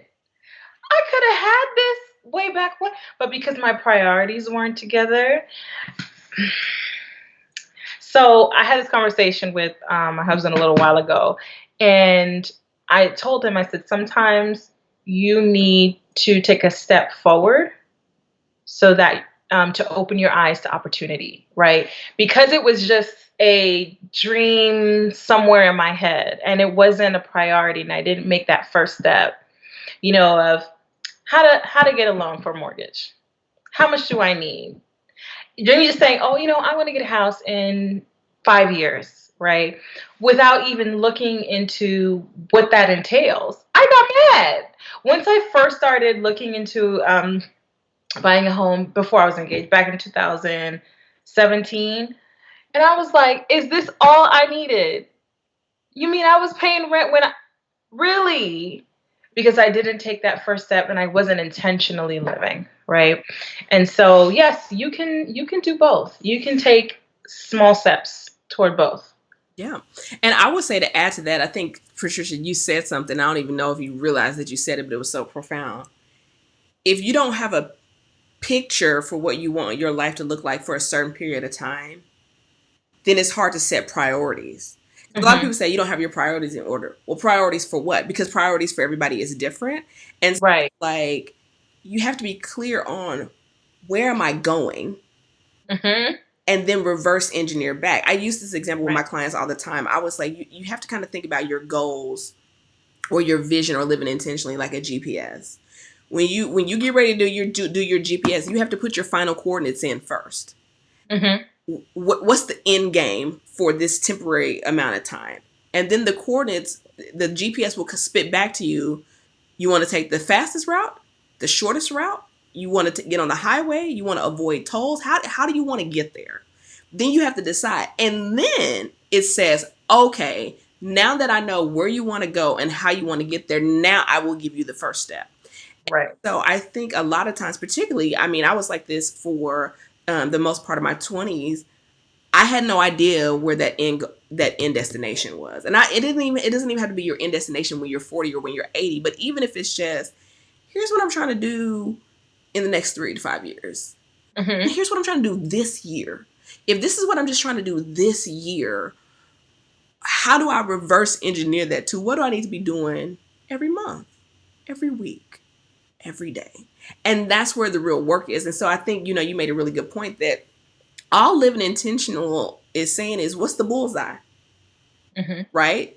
You can be aiming at more than one thing. I can be working on my health and dating, Hmm. right? But what's great about that is that if I'm focused on working on my health and dating, and somebody's like, come start a business, that ain't on my to-do list, Yeah. right? And so, but if you don't know, hey, I'm going this way, then you'll get off on any exit ramp Or if the traffic is a little backed up, you'll get off on any extra up and take any turn because you don't know where you're going. The great thing about a mentor is they're not going to tell you to become who they were. They're going to say, if this is where you're trying to go, here's all the ways you could get there. And because I've traveled this terrain before, I can reroute you and be like, make a U-turn, make a U-turn, make a U-turn. Right. Mhm. Or, oh, there's traffic ahead, take this detour, save 2 minutes. That's what a mentor or a coach does. And so to your point about the 20s, I think if I was to go back to your previous question and say is just get real clear about what do you want your 20s to be? I know that sounds so in the air and airy fairy, but it's like, what do you want your 20s to be? And when you hit whatever the next milestone is for you, 25 or 30, where do you want to be? And so how do you back that up into daily decisions, right? And I think that's where people don't want to do the work. They want big hops, and it's in the day to day. Like if I want to lose 20 pounds, no, I'm not about to go keto and vegan and raw for 60 days. What I'm going to do is at every meal, I'm just going to try to make the right decision. Yep. So I hope that's helpful. Okay, you said you wanted to say something else, Patricia. Oh, it was totally off topic. That's okay. But real quick, because I wanted to touch on it because it's something that I think I got from you that I have been implementing. It was one of the times, it might not have been on the live, but I think it was one of our off live conversations where we were talking about the power of unfollowing, right? And I realized that, and I had talked about this on my channel a little while ago too, because I all of a sudden started to have some issues with my body. I'm like, where is this coming from, right? And so I realized that it was largely because of the media that I'm just sort of ingesting and the things that I'm seeing, and I guess unconsciously comparing myself without being aware of it. And so at that time I was like, okay, so I need to unfollow. If this girl has 30 abs, I probably am not going to have 30 abs in my lifetime. I should probably, nor do I want to, like, not even, no shade, nor do I want to. This probably is not something I should be ingesting. You know what I'm saying? And not that I need to avoid all, I'm talking about Instagram fitness influencers altogether, because there's some of them that I really like that maybe don't have the body type that I want, but they have a balanced message. And to me, that's better. Do they have 30 abs and then they're selling me a tea? Like, you know what I'm saying? Versus, do they have 30 abs and it's balanced eating, it's fruits and vegetables, it's, protein, it's this, you know what I mean? And then others who have a body type similar to mine or similar to what I would like, and following that, so that's where it sort of started back. But even when I spoke to you, I was like, I got convicted in other areas too, where maybe that person or that business or that company isn't doing wrong, but are they serving me? And so because, this avenue to my heart, my eyes, is important, I really should be careful about what I'm seeing. And so I just been going on a spree, and not like going through like my, who I follow and going one by one. But if I see a picture and I'm like, why? Why am I following this page or this company or this person? Like, why? And does this person or does this aesthetic fit where I am and where I'm trying to go? If it doesn't, then unfollow. Yep. That's really it. And it's not even like no tea, no shade. Like it could be something as simple as headboard natural body care. No, natural hair care, right? And I already have the products that I like, and because of what I'm trying to do in my life, it's not necessarily about minimalism, but finding those things that I like and sticking with that instead of getting stuck in consumerism. So how I found the products that I like, and I use that every time I wash my hair, every time I want to do a twist out or blow out or whatever. And so I want them to do well, and but I'm gonna unfollow because it's not serving me. And so I just want to share that with you. And that's just a little example, but that has to do with, you know, all of everybody's up for the chopping block, and that's how I feel about it. Listen, like I go into detail about my most recent unfollow experience and how I unfollowed about half of the people that I was following. Video will drop on Thursday. And there's this one particular, I guess I could call her influencer. I stopped following her years ago, but she's an entrepreneur, businesswoman, or whatever, and she's really popular amongst a certain group of women, right? And I remember following her for the longest time because I felt like I should. Like I felt like, oh, I'm in this space, I should follow her. And I could not stand her message. Like every time she would drop a post, it would make me be like, what? It would make me eye roll. It was very about hustling and grinding and no sleep. And I remember thinking, why if I don't agree with this? And so here's the difference. It's not about not even agreeing. Like it's one thing for me to be challenged by something and go, you know what, I really should consider that. And then there's even if it's uncomfortable versus no, I just flat out don't agree with you and that's unhealthy to me. Mm-hmm.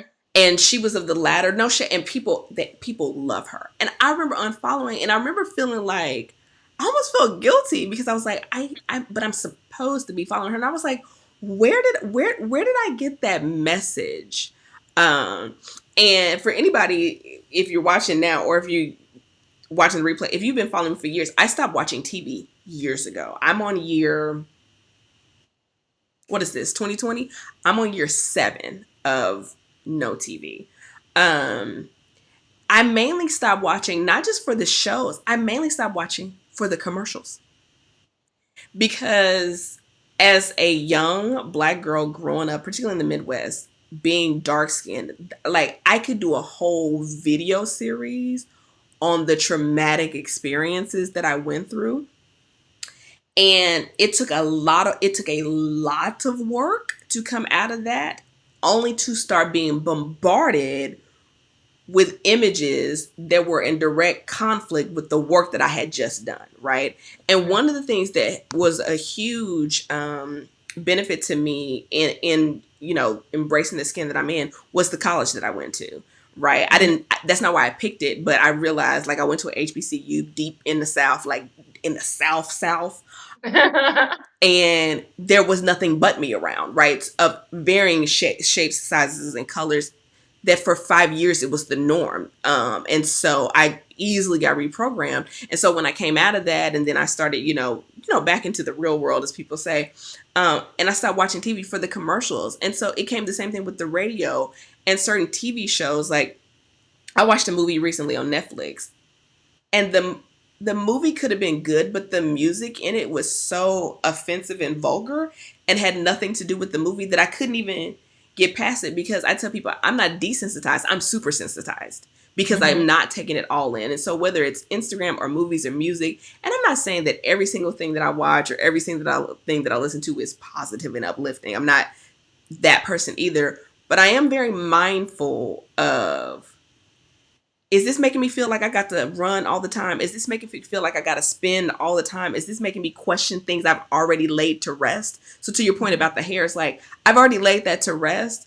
Yeah. But if I'm, even if it's something as simple as a hair product, but if you keep dropping it in front of me, I keep opening up the thing when I've already laid that to rest. Yep. And so even with the thing, like I'm on my own weight loss journey, and I am not a fan of people who have not had to transform their body. If you've always been snatched, here's the thing. Tell me, what can you tell me about the journey? I don't see. Yes. Here's the thing. And there's a place for them with other people who've always been snatched. So yes. that they're not important. Talk to me about the fact that I've been baking every week since I've been on quarantine, okay? That I got brownie pudding downstairs calling my name right now. Ooh. It's good, girl. You'll see it on Instagram later this week. So my point is like, yeah, if you listen, I was so cutthroat when I first went through the exercise. If you posted one thing that I wasn't feeling, I just unfollowed the whole account because it's the one place where it's my experience. It's my Right. moving vision board. I can be as rigid or as loose as I want to be. No harm, no foul. So I am not. Oh, I don't. Oh, let me. Do I want to say that? Okay. Go go ahead. Go ahead. I don't think you know what I'm gonna say. Let me say. I'm gonna say it because it's my channel and I can do what I want. If people don't like it, Okay. whatever. Yes. I'm not a Mhm. feminist. Okay. Mhm. And at all. I am feminine and I believe in the power of femininity, but I am not a feminist and particularly not even in the modern day context. And so, I was following a lot of kind of like boss babe accounts or whatever as an entrepreneur. When they started going down that feminine unfollow. Men are not my enemy. Men are my allies. And when you know how to work in harmony with them, it is a beautiful thing. I think men are amazing creatures. I don't hate men. Men have never put me down. I know how to require my worth. Everybody's woman's story is different. So my point is, if you posted any kind of anti-male, men are beneath, men ain't whatever, even if it was kind of subtle, like, oh, it's about a women's empowerment, but your empowerment was really about the degradation of men, I was unfollowing you Mhm. like you had that Rona. Clickety clack clack, clickety clack clack clack, I'm unfollowing. Yes. Because I didn't want that to be my experience. Mhm. So yeah, whether it was consumerism or even I don't want your mindset, because it is a Yeah. gate. I think people, let me not make it external. I have realized in my lifetime, I cannot, the only way to filter what comes in is either to turn it off or turn it on. I can't let it in and then try to pick and choose. Yeah. Yeah, like I can't eat a salad that has carrots, celery, cucumber, and broccoli, and then in my stomach try to pick out the celery, right? I mean, these analogies are the worst, but like they're so random. And so it was the same thing with my thoughts. I can't wait till I implant the thought in my head and then try to sort through. I mean, I could, but it's a lot of work. And so I just said, I don't want that experience. Like I don't want that experience. There's another way, in a variety of different things. I don't follow a lot of beauty influencers because I was like, I'm not buying every new product that drops, fam. Yep. Yep. I'd like beat the face. I can't do. Me cannot do. I agree. So I agree. yeah. That's what you gave me. That's what you gave. I was like, you know what? I need to start unfollowing. The numbers are going down. I'm still working on it day by day. I just don't have the time to like go in there and just, but as it's coming, I'm like, Hmm. I need to unfollow And even and neutral. and let, and even if it's neutral, even if it's not bad and it's like, but is it serving me, or how is it serving you? It's not. Okay. It's just crazy how we have like this dedication to things, and then to people that we don't know, you know. So everything's out on the chopping block, right? And it makes me appreciate that much, because then you start unfollowing, then you start seeing the people you really want to see, like, oh yes, she cute, follow, comment, hey girl, yes, fire emoji, you know what I'm saying, because now you can actually see the things that you want to see. So Mm-hmm. I yeah. love it. See, I feel like I inspired you. The way you be inspiring me. I love it. Yes, girl. Listen. Okay, y'all, listen. We love y'all. However, for real this time. It's been 2 hours and almost 15 minutes. Mm. We've been trying to keep these at an hour. We have not been successful as of yet. Um, Listen, if you're not following Partricia, you can go back and watch. Did we do 2 or 3 on your channel? I think 2. we did 2 on Mhm. the channel. So listen, and we talked about completely different things, very similar style. Go watch them if you want to be mentored by Partricia. I'm pretty sure all of her information is in her description box over there because I know some of y'all had questions or whatnot. The goal is to be back next Tuesday, 4 p.m. Eastern, 3 p.m. Central. Mhm. That's the right time. That's an inside joke. But yeah, and we just gonna girl chat. We don't even know we don't know what to call it yet. So if y'all can, Right. that would be great. We just enjoy this, and we thought other people would enjoy it as well. Hopefully, it is valuable to you, and it is our pleasure. Super juicy. What is your? Do you mind? What's your first name? Do you mind sharing your first name? I just feel weird at my calling you super juicy. Like, hey, juicy. Like, it's just. I feel like I'm talking to a 2-year-old. Like, you're so juicy. Uh, but Partricia, anything before we conclude? No, be safe, be well, social distancing, wash your hands, and yeah, that's all. Bye, y'all.